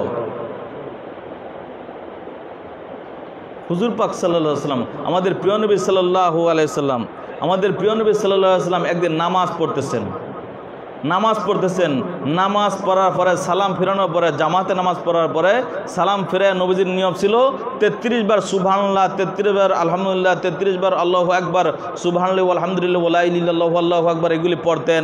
আয়াতুল কুরসি পড়তেন, আশহাদু আল্লা ইলাহা ইল্লাল্লাহু ওয়াহদাহু লা শারীকা লাহু লাহুল মুলকু ওয়া লাহুল হামদু ওয়া হুয়া আলা কুল্লি শাইইন কাদির, আল্লাহুম্মা লা মানিআ লিমা আতাইতা ওয়া লা মু'তিয়া লিমা মানাতা ওয়া লা ইয়ানফাউ যাল জাদ্দি মিনকাল জাদ্দু, এইগুলি পড়তেন। মাগরিবের সময় আল্লাহুম্মা আজরিনি মিনান নার 7 বার পড়তেন।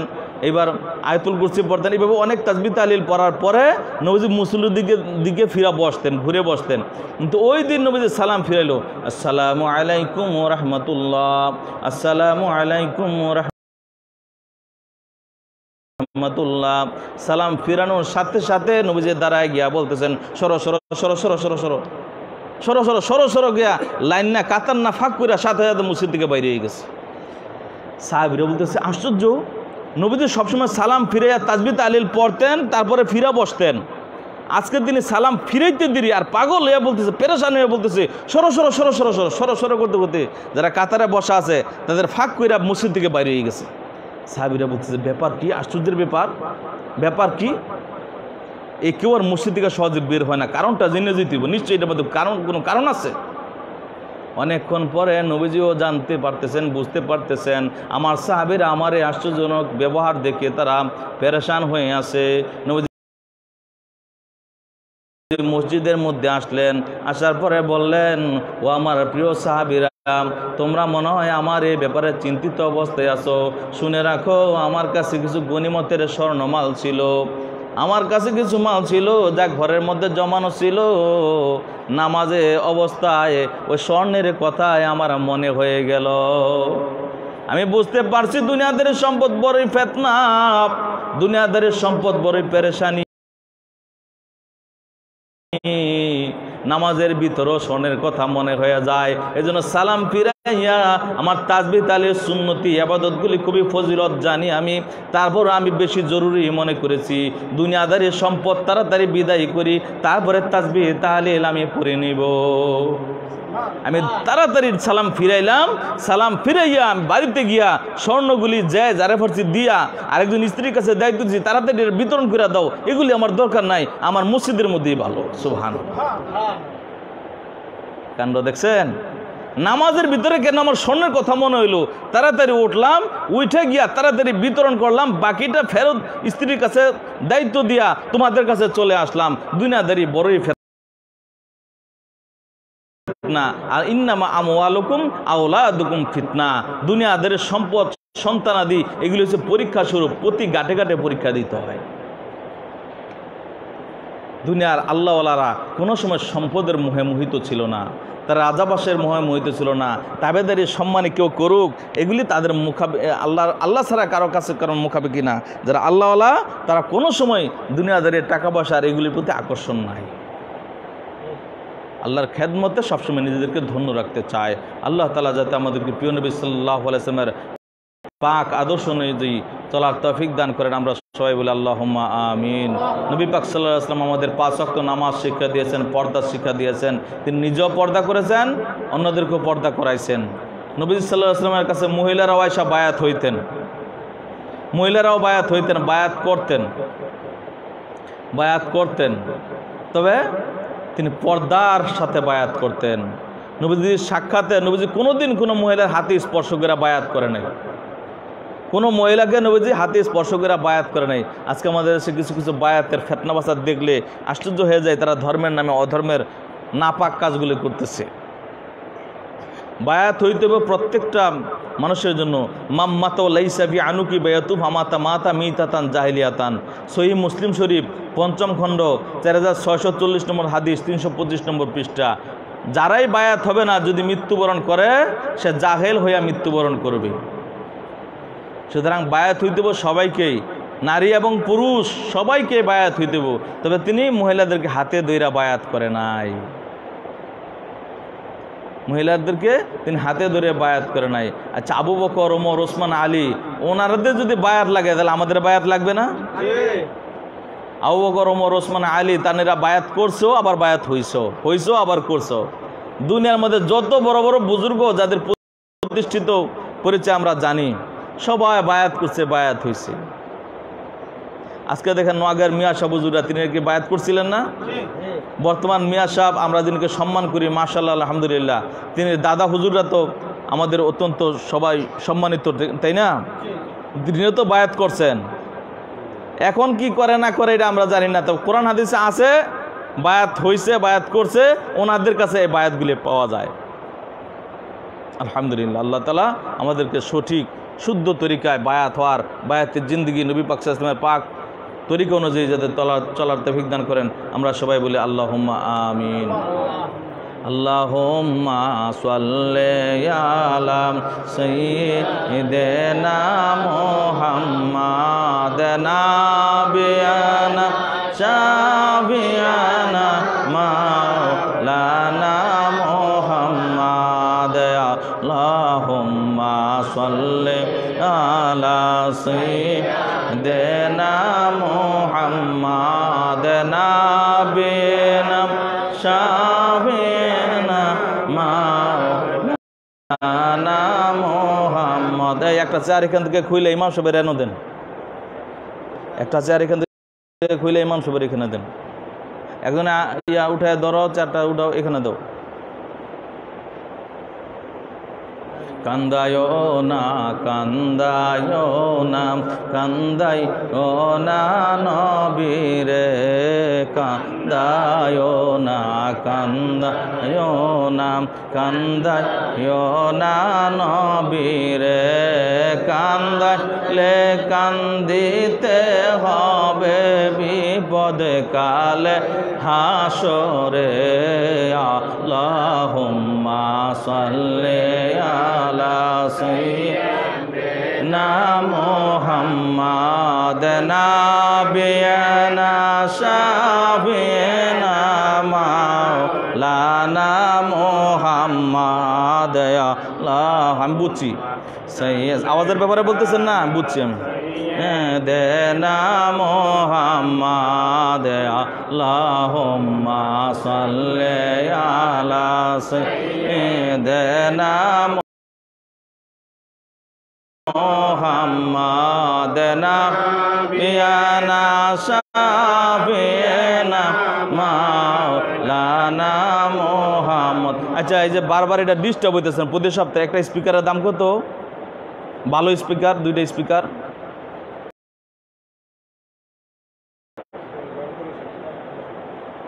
দুইটা স্পিকার আনতে আমাদের হয়তো, যদি ভালোটা আনে হয়তো 2000 টাকা মতো পড়তে পারে।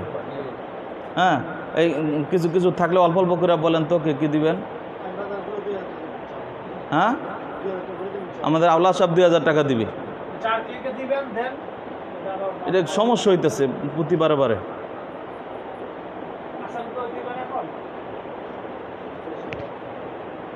এটার সাথে আবার তার কেবল লাগবে আর কি।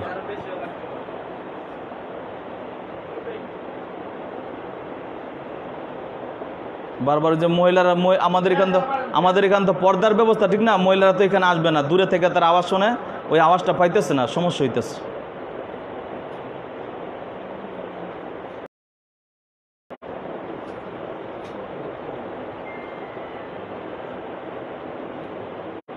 আমরা একটু জিকির পড়তে থেকে দোয়া পড়বো, যাই যা পারেন হাতে দিয়ে দেন, দেওয়া হলে আমরা দোয়া করে নেব, কোনো চাপ নাই, যার যতটুকু পারেন।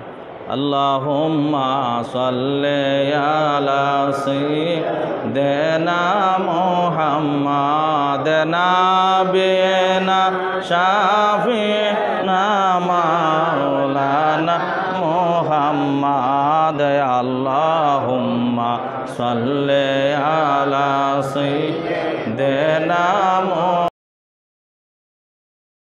মুহাম্মাদ নাবিয়ানা শাফিনা মাওলানা মুহাম্মাদ দুরুদ পড়হ নবীর ইশকে দিবানিশি জাগিয়ান দুরুদ পড়হ নবীর ইশকে দিবানিশি জাগিয়া দয়াল নবী দেখা দিবেন, দয়াল নবী দেখা দিবেন স্বপনেতে আসিয়া।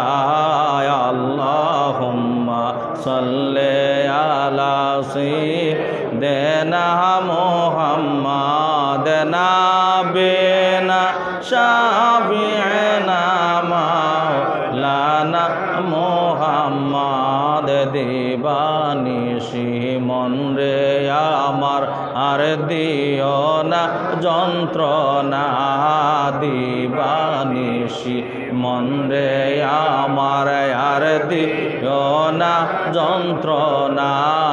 ধনে যদি হইতাম ধনী, ধনে যদি হইতাম, যদি যাইতাম সোনার মদিনা। আল্লাহুম্মা সাল্লি আলা সাইয়্যিদিনা মুহাম্মাদ নাবিয়ানা শাফিনা মাওলানা মুহাম্মাদ। চিনল না রে দয়াল নবী মক্কার কাফের কুরাইশে, চিনল না রে দয়াল নবী মক্কার কাফের কোরাইশে দয়াল নবী চিনল রে দেখো দয়াল নবী চিনল রে দেখো ওই না কালো হাবিশে আল্লাহুম্মা সাল্লি আলা সাইয়্যিদিনা মুহাম্মাদ নাবিয়ানা শাফিনা মাওলানা মুহাম্মাদ নবীর প্রেমে দুরুদ পড়ো ও হে মুমিন সকলে নবীর প্রেমে দুরুদ পড়ো মিন সকলে দয়াল নবী দেখা দিবেন দয়াল নবী দেখা দিবেন আসিয়া গো স্বপনে আল্লাহুম্মা সাল্লি আলা সাইয়্যিদিনা মুহাম্মাদ নাবিয়ানা শাফি'না মাওলানা মুহাম্মাদ তরিকা মুহাম্মদিয়া আশরাফুল আম্বিয়া মাবুদাল্লাহ মেহেরবানি গো আমার দয়াল মওলার মেহেরবানি গো মাওলা তোমার নামের ধ্বনি একবার যদি শুনি তোমার নামের ধ্বনি একবার যদি শুনি দেখে রগে না প্রাণ বসিয়া তরিকা মুহাম্মদিয়া আশরাফুল আম্বিয়া মাবুদাল্লাহর মেহেরবানি গো ওই আমার দয়াল মওলার মেহেরবানি গো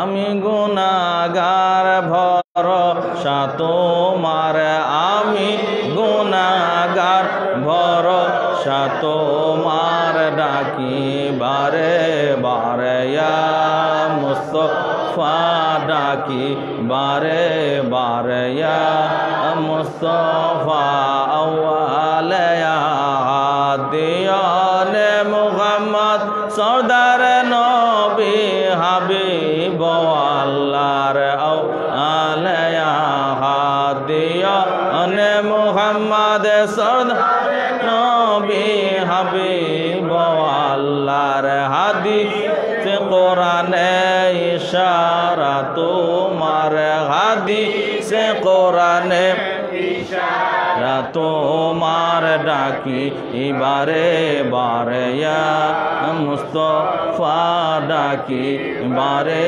বারে ইয়া মুস্তাফা এই কুলে শিকুলে তোমার আশা তুমি বিহনে সকলি নৈরাশা এই কুলে শিকুলে তোমার আশা তুমি বিহনে সকলি নৈরাশা হাদিসে কোরআনে ইশারা তোমার হাদিসে কোরআনে ইশারা তোমার ডাকি বারে বারে ইয়া মুস্তাফা ডাকি বারে বারে ইয়া মুস্তাফা আমি জেলাসার অদম গুনাহগার বসিয়া রয়াছি আশাতে তোমার আমি জেলাসার অধম গুনাহগার বসিয়া রয়াছি আশাতে তোমার শামিল করিয়া দাও না দিদার শামিল করিয়া দাও না দিদার ডাকি বারে বারে ইয়া মুস্তাফা। আমরা নবীকে কেন বারবার ডাক দিব? অনেকে এই কথা প্রশ্ন করতে পারে। বাবারা, বন্ধুরা, মা বোন খালারা যারা আছেন বলতে পারেন আমরা গুনাহগার, আল্লাহকে ডাক দিব, নবীকে কেন ডাক দিব? বন্ধুরে, বাবারে, নবীকে নবী হিসেবে ডাক দেই, আল্লাহ হিসেবে ডাক দেই না। মনে রাখতে হবে, আমি বাবাকেও ডাক দেই, বাবা হিসেবে ডাক দেই, আল্লাহ হিসেবে ডাক দেই না। আমি বাবার কাছে আমার ঘরের প্রয়োজনের টাকা, আমার লেখাপড়ার টাকা, আমার প্রয়োজনীয় সামগ্রী আমি চাই, এর মানে এই না এ সম্পদের মালিক আমার বাবা, এ সম্পদের দায়িত্ব আমার আল্লাহ তাআলা আমার বাবাকে দিয়েছেন, সম্পদের মালিক আমার আল্লাহ, সব কিছুর মালিক আল্লাহ। কিন্তু কিছু কিছু সম্পদের কিছু কিছু দায়িত্ব বিশেষ বিশেষ মানুষকে দেয়। বাবাকে দায়িত্ব দিয়েছে, পরিবারের সদস্যদের তুমি দায়িত্ব পালন করো। ওইভাবে বাবার জন্য বাবার কাছে চাই। আমি আমার মায়ের কাছে বলি, মা আমাকে ভাত দেন। ভাত কি রিজিক না? রিজিকের মালিককে। আমি যদি বলি মা ভাত দেন, তাহলে কি এটা আল্লাহর সাথে শরীক করতেছি? ইন্নামা আমালু বিন্নিয়াত, নিয়তে সব কাজের ফলাফল। অনেকে যদি বলে রিজিকের মালিক তো আল্লাহ, যদি বলি মা ভাত দেন, তাহলে কি আল্লাহর সাথে শিরিক হয়? সাধারণ জ্ঞান যদি না থাকে, আকল যদি না থাকে, তুমি ঈমান রক্ষা করতে পারবা না। ঈমান এত সস্তা বিষয় না। কথা কি বোঝা যায় না? অনেকে বলতে পারে ডাকি বারে বার, ইয়া মুস্তফা, তুমি নবীরে ডাকবারে আল্লাহরে ডাকো। আরে বোকা, তোমার একটু জ্ঞানের দরজাটা খোলো না। নবীকে ডাক দিতেছি নবী হিসেবে, আল্লাহ হিসেবে না। বাবাকে ডাক দিছি বাবা হিসেবে, আল্লাহ হিসেবে না। মাকে বলতেছি ভাত দেন, আল্লাহ তাআলা রিজিক, মার উপর আল্লাহ দায়িত্ব দিয়েছেন, আমি মার কাছে আল্লাহ রিজিক চাই। সুবহানাল্লাহ। শিরিক এত সহজ কথা না। নবীজিকে বারবার ডাকতেছি, ডাকি বারে বার ইয়া রাসূলুল্লাহ, কারণ আল্লাহ পাক আমাদেরকে জানায় দিয়েছেন ইন্নামা ওয়ালিকুমুল্লাহ ওয়ালিয়া রাসূলা ওয়াল্লাযিনা আমানু। হে আমার বান্দারা শুনে রাখো, ও জগৎবাসী শুনে রাখো, আমি আল্লাহ তোমাদের ওলি, সেই সাথে আরো ওলি হইল আমার রাসূল। ওয়াল্লাযিনা আমানু, আরো ওলি হইল তোমাদের জন্য আমার ঈমানদার বান্দাগণ। ইন্নামা ওয়ালিকুমুল্লাহ ওয়ালিয়ার রাসূল ওয়াল্লাযিনা আমানু।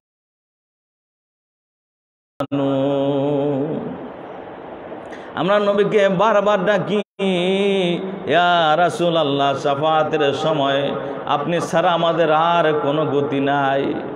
গত কয়েকদিন আগে, গতকাল আমার এই বাজান আব্দুল মোহাম্মদ হারুন রশিদ সাহেব, হারুন সাহেব এক জায়গার মধ্যে গেছেন, দেখেন না ওনার চুল দেখলেই কিছু লোকে ক্ষিপা যায়। আমার চুল দেখলে অনেকে খেপে না? আরে খেপে তো খেপ হয়, যারা বিন তরিকার হেরা তো খেপে, তরিকার কিছু ব্যাকল আছে হেরাও খেপে, বুঝছেন? চুল কেড়ে লম্বা, আরে ব্যাকলের ব্যাকল, চুল কেড়ে লম্বা, নবীজি এই কারণে লম্বা, আমার এই কারণে লম্বা। দাড়ি ছেড়া দাও, দাড়ি বড় করো, আলহামদুলিল্লাহ ভালো, বড় করলে তুমি সুন্নতটা একটু ভালো করে করলা, আমারটা সুন্নত আদায় হয়েছে, তবে জানি না রাখো এটা ফরজ না। যাই হোক, এটা প্রসঙ্গ আরেকটা। ডাকি বারে বারে ইয়া রাসূলুল্লাহ, নবীরে ডাক দিতেছি। কেন ডাক দিতেছি? কোরআনের একটা আয়াত, আমি রাত্র তো বেশি হয়ে গেছে, সংক্ষেপে শেষ করে দেবো। আমি এখনই শেষ করতে চাইছিলাম, কিন্তু যেহেতু আয়াতটা পড়ছি মনে আসছে, এই জন্য এটা বলতে হইতেছে। একটা আয়াত বলছিলাম, সালামুন কাওলাম মির রাব্বির রাহিম, আয়াতটা পড়ছিলাম না?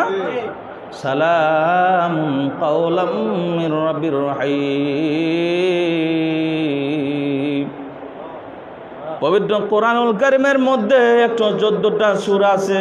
আমাদের দেহের মধ্যে মাথা আছে, পা আছে, হাত আছে, চোখ আছে, নাক আছে, মুখ আছে, দেহ অবয়ব যা কিছু আছে সব কিছু যত সুন্দর হোক, যদি আত্মা না থাকে এটার দাম আছে? আত্মা যদি না থাকে দেহ যত সুন্দরী হোক তার কোনো দাম নাই। আমার নবীজি বলছেন পুরা কোরআনের মধ্যে যতটি সূরা আছে সবগুলির আত্মা হইল সূরা ইয়াসিন। সূরা ইয়াসিন হইল তোমাদের দেহের মধ্যে যেরকম রুহুর মর্যাদা, সূরা ইয়াসিন হইল কোরআনের মধ্যে এমন মর্যাদা। আমার নবীজি বলতেছেন সূরা ইয়াসিনের মধ্যে এমন একটা আয়াত আছে, পুরা কোরআনের সমগ্র কোরআনের রুহু হইল আত্মা হইল সূরা ইয়াসিন। ইয়াসিনের মধ্যে একটা আয়াত আছে, ওই আত্মা হইল সূরা ইয়াসিনের আত্মা। পুরা কোরআনের আত্মা হইল রূহ হইল সূরা ইয়াসিন, ইয়াসিনের আত্মা হইল ওই আয়াত, ওইটা হলো সালামুন কাওলাম মির রাব্বির রহিম। নবীজি মাঝে মধ্যে আয়াতটা পড়তে পড়তে পড়তে পড়তে এই একটা আয়াত পড়তে ওজিফা করতে করতে রাত পার করে দিতেন। এমন কোনো বাসনা নাই, এমন কোনো ইচ্ছা নাই, এমন কোনো চাহিদা নাই, এমন কোনো প্রয়োজন নাই তুমি আল্লাহ পাকের কাছে চাইতে পারো। এই আয়াতটা পড়বে, আল্লাহ পাকের কাছে চাইবে, আল্লাহ তোমার দোয়া কবুল করে নেবে। সালামুন কাওলাম মির রাব্বির রহিম। এটার এত দাম কেন বাবারা? এটার এত দাম কেন? আল্লাহ তাআলা যখন হাশরের ময়দানে বিচার করবেন, জান্নাতীরা জান্নাতে যাবে, জাহান্নামীরা জাহান্নামে চলে যাবে। ওই সময় জান্নাতীরা জান্নাতে যাওয়ার পরে, জান্নাতের নাজ নেয়ামত পাওয়ার পরে যা পাইবে তা দেখবে, যা দেখবে তা পাইবে, যা চাইবে তা পাবে, যা চাবে সব কিছু, যা চাইবে সব দেয়া দিবে। এক পর্যায়ে চাইতে চাইতে চাইতে চাইতে সব যখন চাওয়া হয়ে যাবে, বান্দার আর কোনো চাওয়ার কোনো জ্ঞান থাকবে না, কি চাইতে পারবে সে বুঝতে পারবে না, সব চাওয়া শেষ, যা চাইবে তা পাবে। কিতাবে আসছে জান্নাতীরা যদি জান্নাতে যায়, উপর দিয়ে একটা পাখি উড়াল দিলে যদি বলে আহারে পাখিটা কত সুন্দর, যদি খাইতে পারতাম কেমন মজা লাগতো, সাথে সাথে আল্লাহর কুদরতে পাখিটা বুনা হইয়া গোশত তার মুখের মধ্যে এসে যাবে। একটা যদি আঙ্গুর ফল মুখে দেয়, মনে মনে ভাবে আঙ্গুর ফল তো খাইলাম, যদি একটা লেচু পাইতাম। আমার আল্লাহ বলে বান্দারে তোমার সাথে আমি সরাসরি কথা বলি, জিব্রাইল লাগে না। দুনিয়ার মধ্যে নবী রাসূলের সাথে কথা বলছি, জিব্রাইল লাগে। ও আমার বান্দা, তোমার মনে মনে আঙ্গুর ফল খাইতে মন চাইছে, মুখে আছে লেচু, তুমি ডান দিক থেকে তোমার চোয়ালের ডান দিকে আঙ্গুর ফলটা তুমি বাম দিকে নাও, সাথে সাথে আঙ্গুর ফল লিচু হয়ে যাবে, লিচু আঙ্গুর ফল হয়ে যাবে। এই হলো জান্নাত। জান্নাতের মধ্যে ঘুরতেছে। আমাদের ঘরের মধ্যে ছবি টবি আমরা টাঙ্গায় রাখি না, এসব ছবি রাখা ঠিক না। ছবি রাখলে রহমতের ফেরেশতারা আসে না, কিন্তু জান্নাতের মধ্যে ছবি লাগায় লাগায় জান্নাতের সৌন্দর্য বাড়াইব। জান্নাতের মধ্যে আছে, ছবিটা দেখবে, সুন্দর একটা মেয়ের ছবি দেখবে, 3 রকমের বেহা হইয়া রয়েছে, কিছু আছে না এরকম ব্যায়াম হয়েছিল, আবার আপনার ঘরে রাখে না, বেপরদা, এটা ঠিক না। কিন্তু জান্নাতের মধ্যে সুন্দর সুন্দর নারীর হুরদের চেহারা অঙ্কিত, সুন্দর সুন্দর ছবি থাকবে, কাটাম থাকবে, আকার আকৃতি থাকবে। জান্নাতীরা এটা দেখার পরে বলবে আরে কত সুন্দর মেয়ে, যদি এইটা আমার স্ত্রী হইতো তাইলে কত সুন্দর হইতো। কিতাবের মধ্যে আসে আল্লাহ পাকের কুদরতে সাথে সাথে ছবিটা মানুষ হইয়া তার সামনে হাজির হয়ে যাবে। যা চাইবে তা পাবে। বান্দা চাইতে চাইতে পেরেশান হয়ে যাবে, আর কিছু তার মগজে ধরবে না, জ্ঞানে তখন ধরবে না, শেষ হয়ে যাবে। যা চাইবে তা পাবে। বান্দারা সব চাওয়া শেষ, নবীজি ডাক দিয়ে বলবে ও আমার উম্মতেরা এটা চাও, ওইটা চাও, ওইটা চাও, ওইটা চাও, এটা চাও, এটা চাও। এবার চাইতে চাওয়াইতে চাওয়াইতে চাইতে চাইতে বান্দার সব চাওয়া শেষ, উম্মতের সব চাওয়া শেষ। তোমাকে সব পাইছো? পাইছি। সব কিছু পাইছো? সব পাইছি। খুশি আছো? খুশি আছি। নবী কয় তোমাদের পাওয়া, তোমাদের চাওয়া সব কিছু পাইছো, কিন্তু আমি খুশি হই নাই। নবী খুশি না। ইয়া রাসূলুল্লাহ এটা কি বলেন? আমরা তো খুশি, তোমরা তো জানো না আরো যে কত কিছু আছে। ইয়া রাসূলুল্লাহ আর কি আছে? সব কিছু তো চাইলাম, আপনি যা বলছেন তা চাইলাম, আর কি আছে? আরো আছে, সেটা তোমরা মনে রাখতে পারো নাই। ও আল্লাহ, আমার এই উম্মতেরা, আমার এই তোমার এই বান্দারা তোমাকে না দেখিয়া দেখিয়া ইবাদত করেছে, আজকে এই মুসিবতের দিনে তোমার সুসংবাদ পাইয়া আমরা জান্নাতি হইছি। মাবুদ, জান্নাতের সব নিয়ামত পাইলাম, ধন্য হইলাম, কিন্তু তোমার দিদার থেকে কেন বঞ্চিত? তোমাকে একটু দেখতে চাই। আল্লাহ বলে, ও আমার বন্ধু, এ শ্রেষ্ঠ নিয়ামত আমার দিদার। সবাই সব কিছু পাইয়া বলিয়া যাইতে পারে, আমি জানি তুমি আমার দিদার বলতে পারো না। সবাই নাজ নিয়ামত পাইয়া, স্বামী স্ত্রী পাইয়া সব দিদার আনন্দ উল্লাসে বলতে পারে, কিন্তু হাবিব আপনি আমার এমন আশেক, আপনার কাছে কোনো কিছুই আমাকে ভুলাইতে পারে না। যেহেতু আপনি আমার দিদার চান, আপনার উম্মতের ভাগ্য আজকে খুলে গেছে। ও আমার ফেরেশতা জিব্রাইল, জান্নাতে আদনের মধ্যে একটা বিরাট একটা মাঠ আছে, আমার এসব বান্দাদেরকে, আমার নবী যাদেরকে চাইবে তাদেরকে নিয়ে মাঠের মধ্যে হাজির হও, আমি আল্লাহ তাদের সামনে হাজির হয়ে যাব। জিব্রাইল ফেরেশতা বলে, জান্নাতুল আদন, জান্নাতুল ফেরদাউসের সবার উপরে একটা মাঠ, যেই মাঠকে আল্লাহ তাআলা নিজ হাত দিয়ে বানাইছেন। যদিও আল্লাহ তাআলা বলেন কুন হও, ফায়াকুন হয়ে যায়, সবগুলো জান্নাতকে আল্লাহ নিজের হাতে বানানোর প্রয়োজন মনে করে নাই, বলছেন হও হয়ে গেছে। কিন্তু আল্লাহ বলে জান্নাতুল আদনকে আমি হও দ্বারা বানাই নাই, আমি নিজ হাতে ধরিয়া ধরিয়া নিজ হাতে বানাইছি। জিবরাইল ফেরেশতা বলে, ও আল্লাহ, জান্নাতুল আদনকে এত সম্মানিত করেছেন, আমাকে যদি একটু দেখার সুযোগ দিতেন, যদি আমি একটু দেখতাম। জান্নাতুল আদনের মধ্যে জিবরাইল ফেরেশতা এক পাশে দাঁড়ায় দেখে এত সুন্দর কারুকাজ, এত সুন্দর ডিজাইন, এত সুন্দর প্রাসাদ, এত সুন্দর চেয়ার, প্রত্যেকটা বান্দার জন্য আলাদা আলাদা নুরানি নুরানি চেয়ার, কি সুন্দর সব কিছু ডেকোরেশন করা আছে। বিয়া বাড়িতে দেখেন না কত রকমের সাজায়। আল্লাহ যেখানে দেখবো, আল্লাহ যেখানে দিদার দেব, ওই জায়গাটা কেমন সুন্দর হইতে পারে? আল্লাহ যেটা নিজের হাতে বানাইছে এটা কেমন সুন্দর হইতে পারে? জান্নাত যদি এত সুন্দর হয়, যা চায় তা পায়, আল্লাহ যেখানে হাজির হয়ে যাবে ওইটা কেমন সুন্দর? আল্লাহ নিজের হাতে বানাবে। ও জান্নাতুল আদন, আল্লাহ বলেন, ও আমার জিবরাইল, তুমি যে আমার আদন দেখতে চাও, মাঠটা দেখতে চাও, জি মাওলা, আমাকে একটু যদি সুযোগ দিতেন। জিবরাইল ফেরেশতা বলে, 7 আসমানের উপর থেকে আমি যদি দুনিয়ার মধ্যে আসতে চাই, আমার 600 পাখা আমি খুলি না, মাত্র 2টা পাখা আমি বাতাসের মধ্যে চাপ দিলে, আমি 600 পাখা থেকে মাত্র 2টা পাখা খুলি। যদি চাপ দেই 7 আসমানের উপর থেকে দুনিয়ায় আপনার কাছে আসতে, আমার একটা চাপ দিয়া আর একটা চাপের অর্ধেক দিলে দুনিয়ায় এসে যায়। জিবরাইলের 2টা পাখা যদি মাত্র একবার চাপ দিয়ে আরেকবার অর্ধেক দেয়, 7 আসমান পার হয়ে আসে, তা 2বার মানে 1.5 বার হয় না?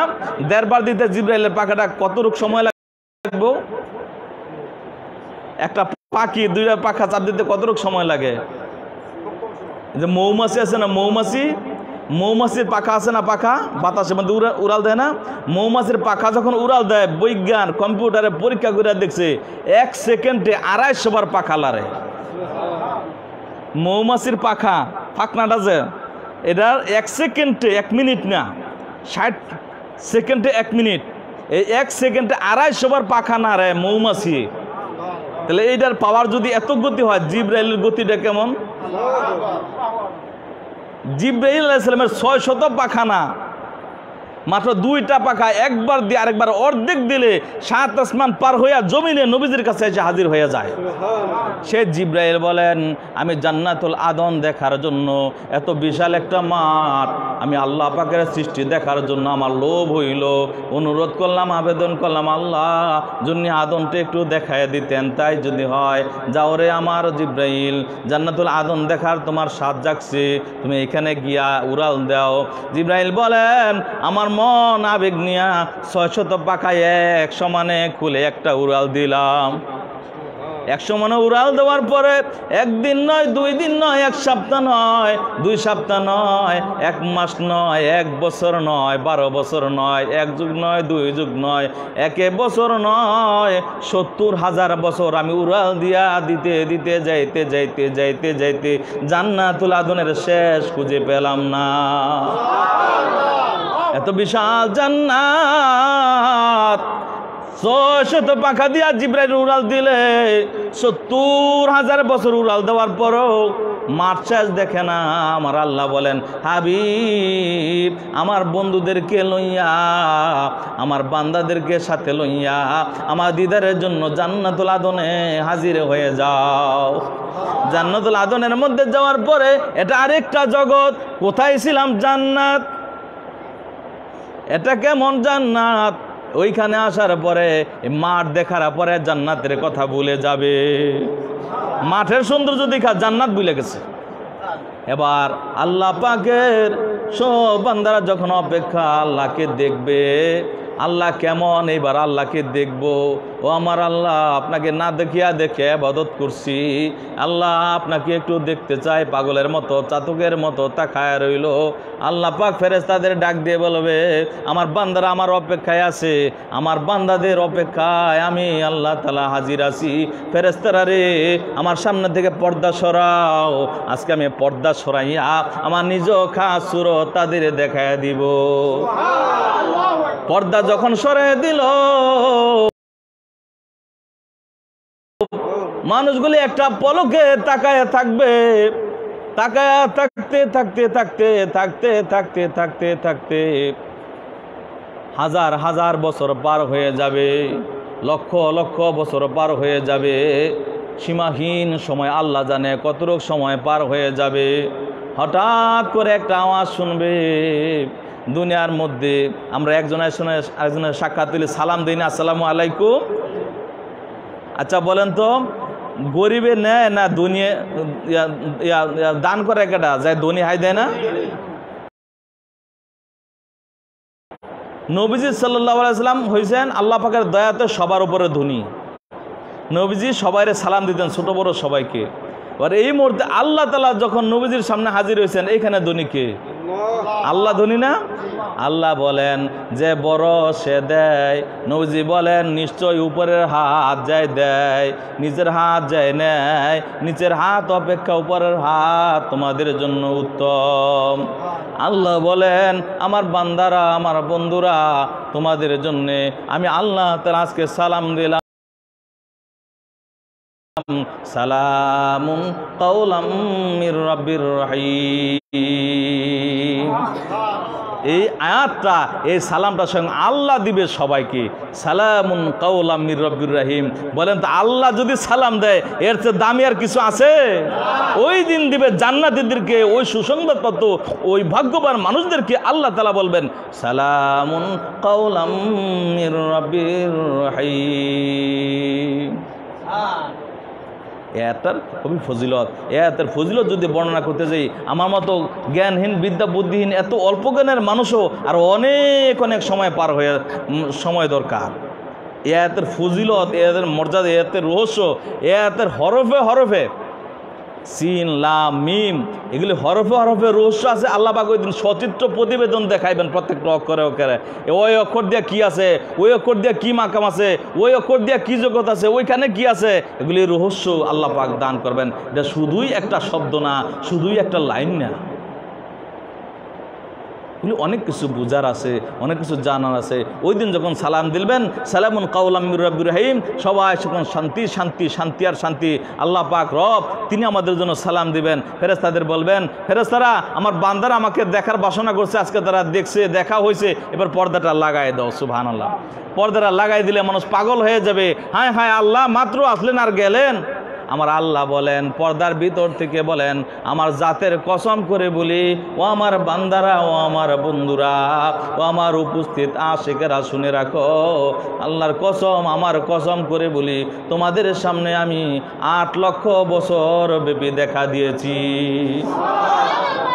কোনো বান্দা 50,000 বছর দেখবে, কোনো বান্দা 10,000 বছর দেখবে, কোনো বান্দা 1,00,000 বছর দেখবে। যার যার যোগ্যতা অনুযায়ী, আমল অনুযায়ী সে দিদার লাভ করবে। যেমন এখানে যারা বসমু, কিছু লোক আছে না দেখার পরে বিদায় হয়ে যাব, কিছু লোক আছে না আরেকটু থাকবো, কিছু লোক আছে আরেকটু থাকবো, হ্যাঁ একটু বেশি দেখলো না। যোগ্যতা অনুযায়ী অন্যান্য নবীগণ আল্লাহ পাককে যেমন দেখবে, আমার নবীকে তেমন দেখবে। নবীজির সময়টা আরও বেশি না? যার যার যোগ্যতা অনুযায়ী দেখবে। তবে কম পক্ষে একটা বান্দা 50,000 বছর দেখবে, কমপক্ষে 50,000 বছর দেখবে। আর বান্দাদের মধ্য থেকে আল্লাহ তাআলা এক দেখায় প্রথমবারে 8 লক্ষ বছর দিদার দিবে। এইভাবে বাড়তে থাকবে, বান্দা যাইতে থাকবে না। অনেক আলোচনা আল্লাহ চাইলে আবার অনেক সময় করব। আল্লাহ তাআলা আমাদেরকে যাতে তৌফিক দান করেন, দিদার নসিব করেন। বিসমিল্লাহ ওয়ালহামদুলিল্লাহ ওয়ালা ইলাহা ইল্লাল্লাহু আল্লাহু আকবার। বান্দারা জান্নাতে চাইবে না, জান্নাতের হুরগেলমান ডাক দিয়ে বলবে, মাওলা আপনার দিদার পাইয়া আমাদের মেহমানগুলি আমাদের ভুলে গেছে, আমাদের লোকগুলি আমাদের কাছে ফেরত দেন। ওই যে জান্নাতে হুরগেলমান আছে না, এরা কেবা আল্লাহ আমগো স্বামীরা তো আমগো ছাইরে দিচ্ছে, আপনারা ভাইয়া আমগো লোকগুলি ফেরত দেন, আমগো এদের মায়া আমাদেরকে আকৃষ্ট করছে, আমরা পেরেশান না বিরহের মধ্যে আছি। আল্লাহ বলেন, ও আমার বান্দারা তোমাদের জন্য জান্নাতের মধ্যে অপেক্ষা করতেছে, আজকে যাও আবার দেখা হইব না। এরা কেবা আল্লাহ এই জান্নাত চাই না, সুবহানাল্লাহ, এই জান্নাতের দরকার নাই, আপনারা শুধু দেখতে চাই। আমার আল্লাহ বলে, আমার পাগলেরা আমারে পাইয়া জান্নাত ভুলা গেছে, যাইতে চাইবে না। আল্লাহ বলেন, চিন্তা করিও না, সামনের বছর আবার দেখা হবে। রমজান মাসে সামনের বছর আবার দেখা হবে। আল্লাহ দেখা হইব তো? জি হইব। দেখেন আবার রমজান মাসে, ঠিক আছে মনে আছে তো, মনে রাখবো কিন্তু আল্লাহ তো, যাও তোমরা আবার সামনের বছর রমজান মাসে। লোক চলে যাবে, চলে যাবে, চলে যাবে, অনেক লোক চলে যাবে, কিছু লোক থাকবে। তোমরা কেন যাও না? মাওলা গো, একটা বছর তো অনেক সময়, কেমন করে থাকবো? একটা বছর তোমাকে না দেখিয়া সহ্য করতে পারবো না। আমার আল্লাহ বলে, এইগুলি আমার বেশি রমের পাগল। ও আমার ফেরেশতারা জানায়া দাও, চিন্তা করিও না, 12টা মাস, প্রতি মাসে মাসে তোমাদের দিদার দেব। এই কথা শোনার পরে তাই নাকি আল্লাহ দেখবেন আবার, এই কথা কিন্তু মনে রাখবো, প্রতি মাসে দেখা হবে তো? জি হবে। যাও যাও, জান্নাতে তোমাদের জন্য নেয়ামত রাখা আছে, সামনের মাসে আবার আসবা। চলে যাবে, চলে যাবে, কিছু বান্দা থাকবে আরো রকমের, বেশি রকমের আশেক, বেশি রকমের আশেক, তারা যাইবে না। তোমরা কেন যাও না? মাওলা গো, 1 মাস তো 30 দিন, অনেক সময়, এত সময় কেমন করে থাকবো? বুঝছি রে বান্দারা, তোমরা আমার বেশি রকমের পাগল। ফেরেশতারা ঘোষণা দিয়া দাও, চিন্তা করিও না তোমরা, তোমাদের জন্য প্রতি সপ্তাহে শুক্রবার দেখা হবে। বেশি রকমের পাগল এটি, প্রতি সপ্তাহে শুক্রবার দেখা হবে। তাই নাকি মাওলা? দেখেন আবার, এই কথা কিন্তু মনে রাখবো। আমরা কিন্তু সামনে শুক্রবারে আবার আসবো, আমরা কিন্তু আপনাকে দেখে দেখে থাকবো। তাও যাও, চিন্তা করিও না, জান্নাতের মধ্যে চলে যাও। যাইতে চাইবে না, ফেরেশতারা পিঠে হাত দিবে, আদর করবে, সম্মানের সাথে জান্নাতে দিবে, জান্নাতে যাইতে চাইবে না। দেখেন জান্নাতের পাগল দুনিয়ার মানুষেরা, আর তারা জান্নাতে যাইতে চায় না, জান্নাতে যাইতে চায় না। অনেক লোক চলে যাবে, কিছু লোক থাকবে। তোমরা কেন যাও না? মাওলা, 1 সপ্তাহে অনেক দিন, 7 দিন কেমন করে থাকবো তোমাকে সারা? একটা মুহূর্ত তোমাকে ভুলি নাই, একটা মুহূর্ত তো তোমাকে সারা থাকি নাই। মা বাবা, ভাই বোন, আত্মীয় স্বজন, স্ত্রী সন্তান, কোনো কিছুর মায়ায় আমাদেরকে বাধায় রাখতে পারে নাই, আড়াল করতে পারে নাই। সবসময় তোমার নামে জিকির করেছি, আল্লাহ আল্লাহ আল্লাহ আল্লাহ আল্লাহ আল্লাহ আল্লাহ।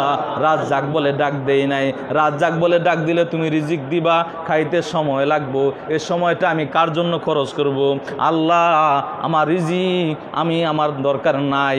আমি যদি গানিও বলে ডাক দে তুমি আমাকে সম্পদ দিবা, আমি যদি হাইও বলে ডাক দে তুমি আমাকে হায়াত দিবা।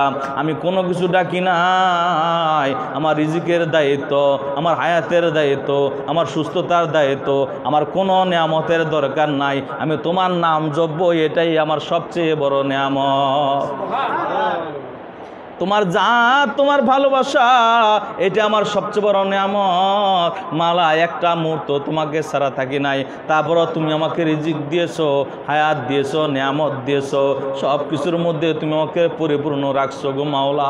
আমি তোমার সান্নিধ্য ছাড়া আর কিছু চাই নাই, আমি তোমার সান্নিধ্য ছাড়া আমি পাগল হয়ে আছি গো মাওলা। 7টা দিন অনেক দিন কেমন করে থাকবো, পারবো না গো মাওলা।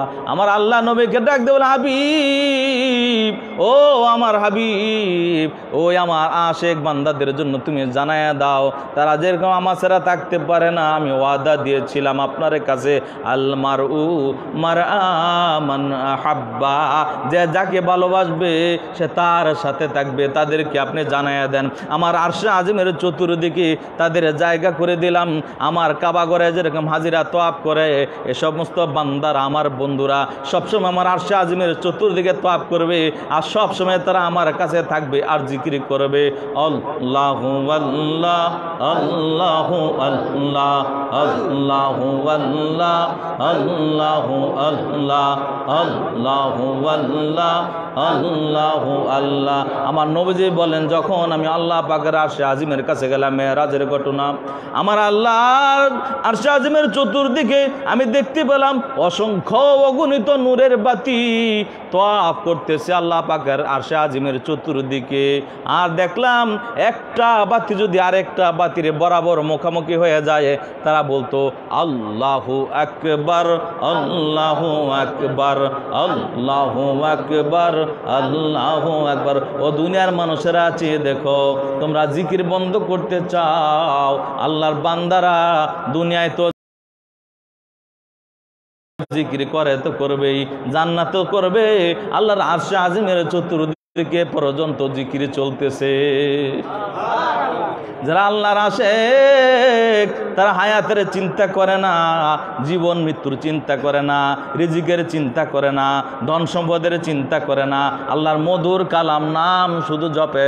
আমার আল্লাহ বলেন, কুলিদুল্লাহ ওয়া আবিদুর রহমান আইয়াম তাদউ ফালাহুল আসমাউল হুসনা। তোমরা আমি আল্লাহকে আল্লাহ নামে ডাকো অথবা রহমান নামে ডাকো, আমার সব সুন্দর নাম সময় আমি আল্লাহর, তোমরা যে কোনো নাম দিয়ে ডাকতে পারো। বেশি বেশি জিকির করবেন বাবারা, বেশি বেশি জিকির করলে কলব শুদ্ধ হবে। যা সালুয়াত সালুহাল জাসদু কুল্লুহু, ওই যা ফাসাদাত ফাসাদাল জাসদু কুল্লুহু আল্লাহু হাইয়াল কালব। তোমাদের মাথা থেকে পা পর্যন্ত গোটা দেহের মধ্যে একটা গোশতের টুকরা, এটা যদি ভালো থাকে তার সব ভালো, এটা যদি অসুন্দর থাকে তোমার সব অসুন্দর। আল্লাহু হাইয়াল কালব, সাবধান, সেটা হচ্ছে তোমাদের অন্তর। অন্তর যার সুন্দর যে সুন্দর, অন্তর যার অসুন্দর সে অসুন্দর। আর কি কয়, আলা বিযিকরিল্লাহি তাতমাইন্নুল কুলুব, জিকির করলে কলব সুন্দর হয়। বেশি বেশি জিকির করব, আল্লাহ জিকির করব, নবীর দুরূদ পড়ব। আল্লাহুম্মা সাল্লি আলা সাইয়্যিদিনা মুহাম্মাদ নাবিয়ানা শাফিয়ানা মাওলানা মুহাম্মাদ।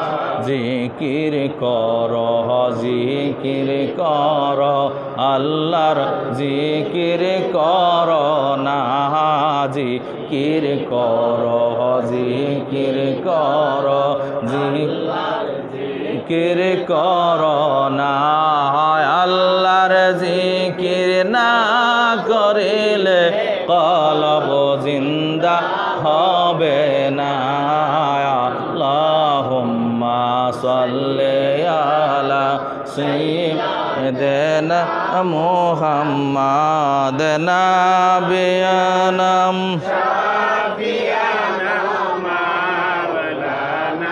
মুহাম্মাদ। আল্লাহুম্মা সাল্লি আলা সাইয়্যিদিনা দেনা মোহাম্মদ দুরুদ পর নবী প্রেমে মজনা দুরুদ পর নবী প্রেমে মজনা নবীর প্রেমে নাম দিলে মাওলার দিদার মিলবে না আল্লাহুম্মা সাল্লি আলা সাইয়্যিদিনা মুহাম্মাদ নাবিয়ানা শাফিয়ানা মাওলানা মুহাম্মদ বিসমিল্লাহির রহমানির রহিম ইয়া জাল্লা জালালুহু ওয়া আম্মা নাওয়ালুহু ওয়া জাল্লা সানাউহু ওয়া তাকাদ্দাসাত আসমাউহু ওয়া আযামা শানুহু ওয়া লা ইলাহা গায়রুহু فصل يا إلهي كل صاب بحرمة سيد الأبرار سخل بفضلك يا عزيز يا قاضي الحزات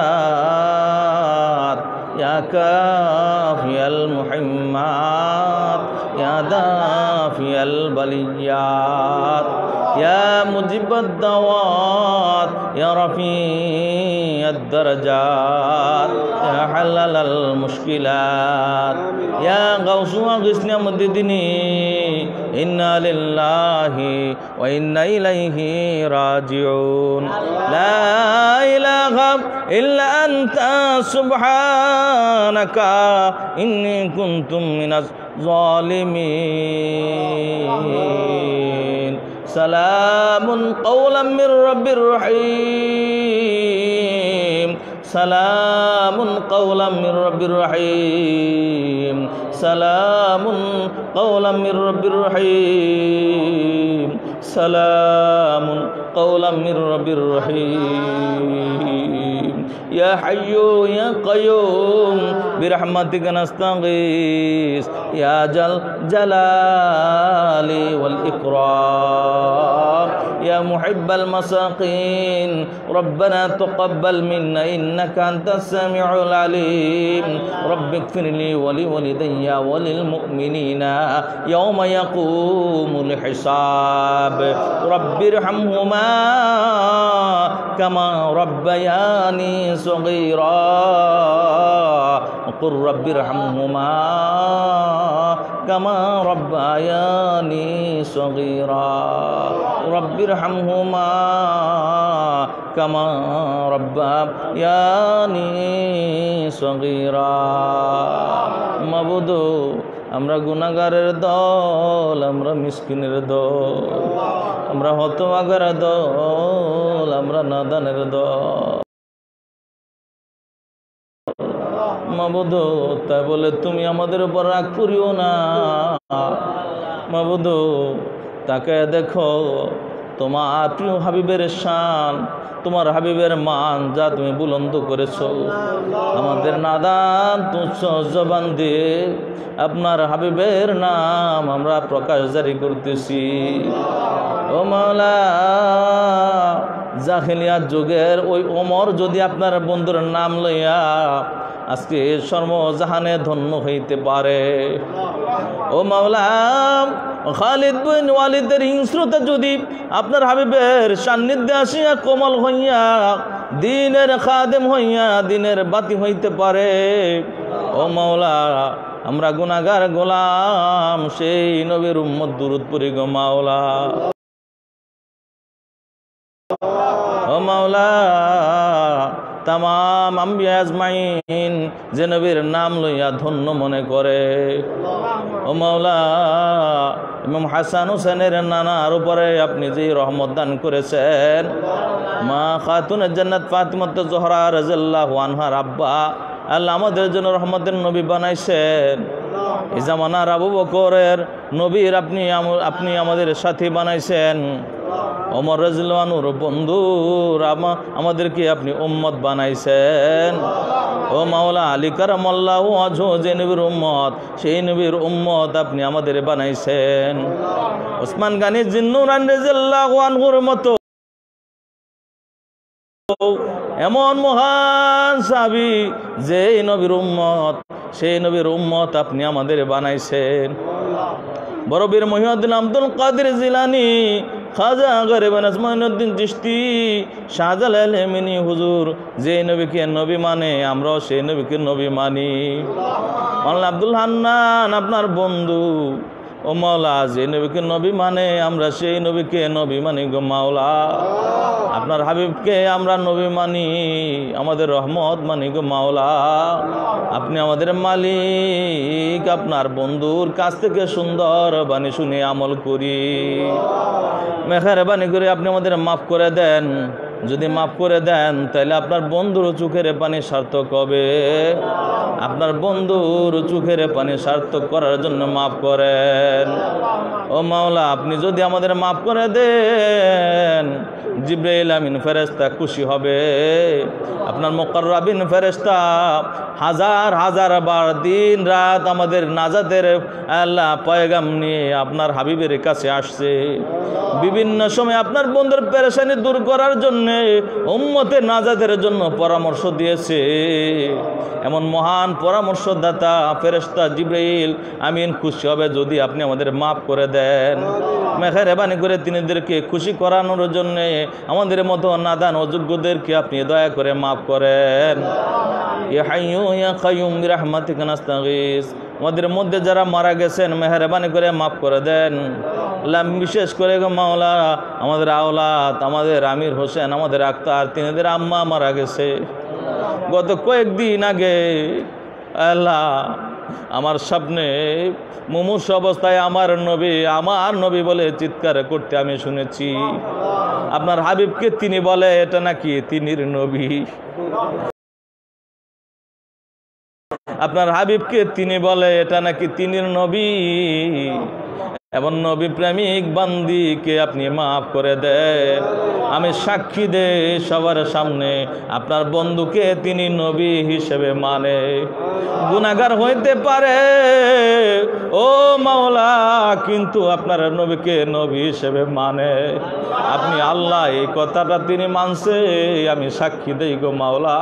আমি দেখেছি, আমি শুনেছি, আমাকে যা দান করেছেন তা থেকে বুঝেছি।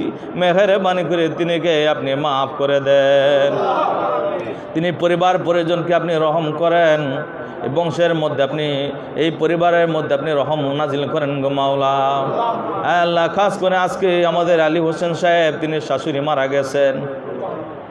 আলী হোসেন সাহেবের স্ত্রী শাশুড়ি মারা গেছেন, দোয়া চেয়েছেন, আসতে পারেন নাই। মেহেরবানি করে মাফ করে দিয়েন। এমনিভাবে যারা অসুস্থ আছে গুনাহ খাতা মাফ করে শাফায়ে কামেল আজাল দান করে যাতে গোলামি বন্দেগী করতে পারে তৌফিক দান করিয়েন। আমাদের আব্বা আম্মার হায়াতের মধ্যে বরকত দেন। আল্লাহ, আমাদের আব্বা আম্মার হায়াতকে আপনি সুস্থতা, নেয়ামতপূর্ণ, পরিপূর্ণ বরকত দান করিয়েন। হায়াতে তাইয়্যিবা দান করিয়েন। আমাদের আপন স্বজন যারা বিদেশে আছে, জানে মালে হায়াতে দৌলতে বরকত দান করিয়েন। तमाम জাহান ব্যাপী আমাদের বংশকে আপনি দ্বীনের খেদমতে আপনি জারি করে রাখিয়েন। तमाम জাহানে জগতে আমাদের বংশের মধ্যে আপনি দ্বীনে খেদমতের বান্দা বানায়া রাখিয়েন। এই আশিকান জাকেরানদের সংখ্যা আপনি হাজারে কোটি গুণ বাড়ায় দেন। শরীয়ত অনুযায়ী আমল করার তৌফিক দেন। মারিফতের ইলমের রহস্য, আপনাকে চিনার রহস্য হিকমত দান করেন। লেখন জেনেরা উপস্থিত হয়েছেন, আল্লাহ আমাদের উপরে আপনি রহম করেন। জানে মালে হায়াতে দৌলতে বরকত দান করিয়েন। খাস করে আজকের মাহফিল যিনি আয়োজন করেছেন আপনার বান্দা জনাব মোহাম্মদ ইউনুস সাহেব, আপনার নবীর নামে নাম মাওলা ইউনুস আপনার কোরআনের মধ্যে আপনি কতবার উচ্চারণ করেছেন। কুদরতি জবান দিয়ে ইউনুস শব্দটা বের হয়েছে, আপনার বন্ধুর জবান মোবারক থেকে শব্দটা বের হয়েছে। বোঝা যায় ইউনুস তিনি আব্বা আম্মা আপনার বন্ধুর নামকে ভালোবাসে। এই জন্যই তো তিনি সন্তানের নাম ইউনুস রেখেছেন। মেহেরবানি করে প্রেমকে উসিলা করে, মহব্বতকে উসিলা করে আপনার বান্দাকে আপনি জালে মালে হেফাজত দান করিয়েন। ইউনুস নবীকে যেরকম মাছের পেটে ফালাইয়া পরীক্ষা করে সম্মানিত করেছেন, মাওলা আপনার এই বান্দাকে আপনি সম্মানিত করেন, জানে মালে হায়াতে দৌলতে বরকত দান করিয়েন। নতুন ব্যবসার নিয়ত করেছে, দোকান দিয়েছে, মেহেরবানি করে ব্যবসার মধ্যে বরকত দান করিয়েন, কামাই রুজির মধ্যে বরকত দান করিয়েন। আপনার বান্দার সন্তান দান করেছেন কাউসার, আল্লাহ কাউসার নামে আপনার বন্ধুকে আপনি নহর দান করেছেন। মেহেরবানি করে কাউসার আল্লাহ পরিবারের মধ্যে জানে মালে হায়াতে দৌলত কামাই রুজিতে বরকত দান করিয়েন। এমনিভাবে অনেকে অনেক রকমের অনুদান সহযোগিতা করতেছেন, অনেকে অনেক রকমের অবদান রেখেছেন, আপনি মঞ্জুর করেন। কাজ করে আপনার বান্দা ইসমাইল এই পরিবারের মধ্যে রহমত বরকত নাজিল করিয়েন, কামাই রুজি ব্যবসাতে বরকত দিয়েন। আল্লাহ আপনার বান্দা আব্দুল খালেক জানে মালে হায়াতে দৌলতে বরকত দান করিয়েন। আল্লাহ সাজিদ আবিদ আঞ্জুম এই পরিবার এই বংশের মধ্যে রহমত নাজিল করিয়েন। আমার শ্রদ্ধা মামা মোহাম্মদ মিলন সাহেব হায়াতে দৌলতে আল্লাহ হায়াতে দৌলতে বরকত দান করিয়েন, ইমান আমলে বরকত দান করিয়েন। আমার ভাই মোহাম্মদ তোফাজ্জল মেহরবানি করে দিনের খাদেম খেদমত বানাইয়া দিন ও আখরাত দুনিয়া উভয় জানে মকবুল বর আল্লাহ আপনার বান্দা বানিয়া রাখিয়েন, জানে মালে হায়াতে দৌলতে বরকত দান করিয়েন। অনেকের কথা বলতে পারি নাই, না আল্লাহ না বলা প্রয়োজন আপনি আয়োজন করে দিয়েন। মসজিদের ইমাম সাহেব এখানে আছেন, আলেম মানুষ, আল্লাহ জানে মালে হায়াতে দৌলতে বরকত দান করিয়েন। অনেকের কথা বলতে পারি নাই, আপনার বান্দা হারুন আল্লাহ জানে মালে বরকত দান করিয়েন। আল্লাহ অনেকের নাম আমি বলি নাই, আপনি মাফ করিয়েন। আপনার বান্দা বেলায়েত দোকান দিয়েছে, দোকান দিবে, আল্লাহ নতুন ব্যবসা আল্লাহ কামাই রুজিতে বরকত দান করিয়েন।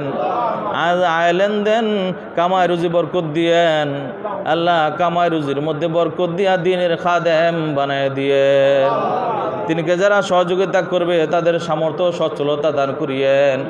ইয়া হাইয়্যু ইয়া কাইয়্যুম বিরহমাতিকা নাস্তাগীস ইয়া জাল জালালি ওয়াল ইকরাম। আল্লাহ পরিশেষে আল্লাহ আপনার বান্দা আতাবউদ্দিনকে দেখার পরে আল্লাহ শরৎ আলী প্রধান সাহেবের কথা মনে পড়ছে। আল্লাহ তিনি আব্বা নুরু সর্দার সাহেবের কথা মনে পড়ছে। আজীবন আমাকে ভালোবাসতো আর ওসিয়ত করেছে যতদিন দুনিয়াতে থাকবেন দোয়া করিয়েন। আল্লাহ আপনার বান্দা নুরু আল্লাহ তিনি সন্তান এখানে আছেন, সন্তানের হাতকে উসিলা করে তিনিকে আপনি মাফ করে দেন। আল্লাহ সম্মান ইজ্জত দান করিয়েন। আল্লাহ পরিবারের মধ্যে রহমত বরকত দান করিয়েন। আল্লাহ শরৎ আলী প্রধান সাহেব ওসিয়ত করেছেন যতদিন দুনিয়াতে থাকবেন দোয়া করিয়েন। আল্লাহ মেহরবানি করে তিনিকে আপনি মাফ করিয়েন, আল্লাহ কবুল মঞ্জুর করিয়েন। অনেকের কথা বলতে পারি না বলা প্রয়োজন আপনি আয়োজন করে দিয়েন। ইয়া হাইয়্যু ইয়া কাইয়্যুম বিরহমাতিকা নাস্তাগীস। আল্লাহ দরবারে যারা সহযোগিতা করে আল্লাহ আজকেও অনেকে অনেক রকমের সহযোগিতা করেছেন, প্রত্যেকের হায়াতে দৌলতে বরকত দান করিয়েন। আল্লাহ মওতের সময় সব কিছু বলে দিয়েন। আলোচনার মধ্যে আজকের আলোচনার মধ্যে যা কিছু ভুল হয়েছে, ভুল কথাগুলি দিল থেকে অন্তর থেকে মুছে দিয়া মাফ করে দিয়েন। আল্লাহ যা কিছু সুন্দর সঠিক কথা আলোচনা হয়েছে এর বরকতকে আপনি আরো বাড়ায় আমাদের জন্য কবুল মঞ্জুর করিয়েন। মওতের সময় সব কিছু বলে দিয়েন। ন্যায়পরায়ণ শাসক আমাদের ভাগ্যে এনে দেন। আল্লাহ বুজুর্গ কামেল দরবেশ আমাদের অভিভাবক বানায় দেন। দানশীল ধনী ব্যক্তি আমাদের সাহায্যকারী বানায় দেন। মওতের সময় সব কিছু বলে দিয়া মধুমাখা কালেমার ঈদে জবানে জারি করায় দেন। আজরাইলের সুরত ভয়ঙ্কর সুরত না দেখায়া নুরানি সুন্দর সুরত দেখিতে দেখিতে আপনার বন্ধুর নুরানি সুন্দর সুরত দেখিতে দেখিতে আপনার কাছে আসার তৌফিক দান করিয়েন। ওয়াজাল আখিরি কালিমাতু ইনদাল মাউত লা ইলাহা ইল্লাল্লাহু মুহাম্মাদুর রাসূলুল্লাহ সাল্লাল্লাহু আলাইহি ওয়াসাল্লাম ওয়া রাহমাতুল্লাহ।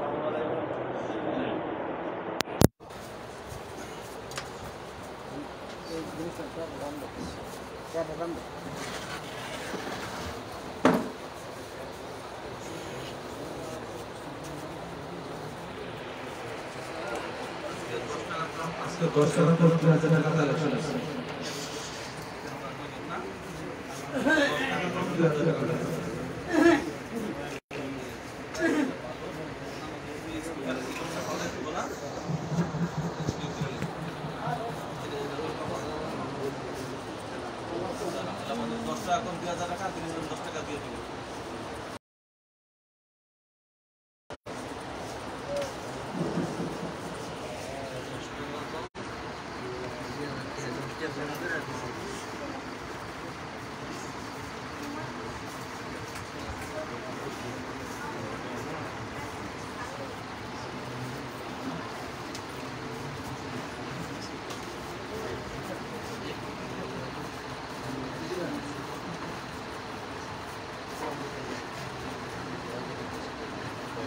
Terus.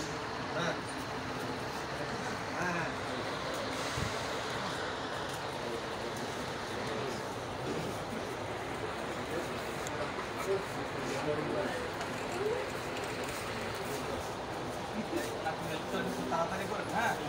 আপনার সুবিধা থেকে আমি চাইছিলাম ওরা 1 ঘন্টা শেষ করতে হয়ে গেছে আবার।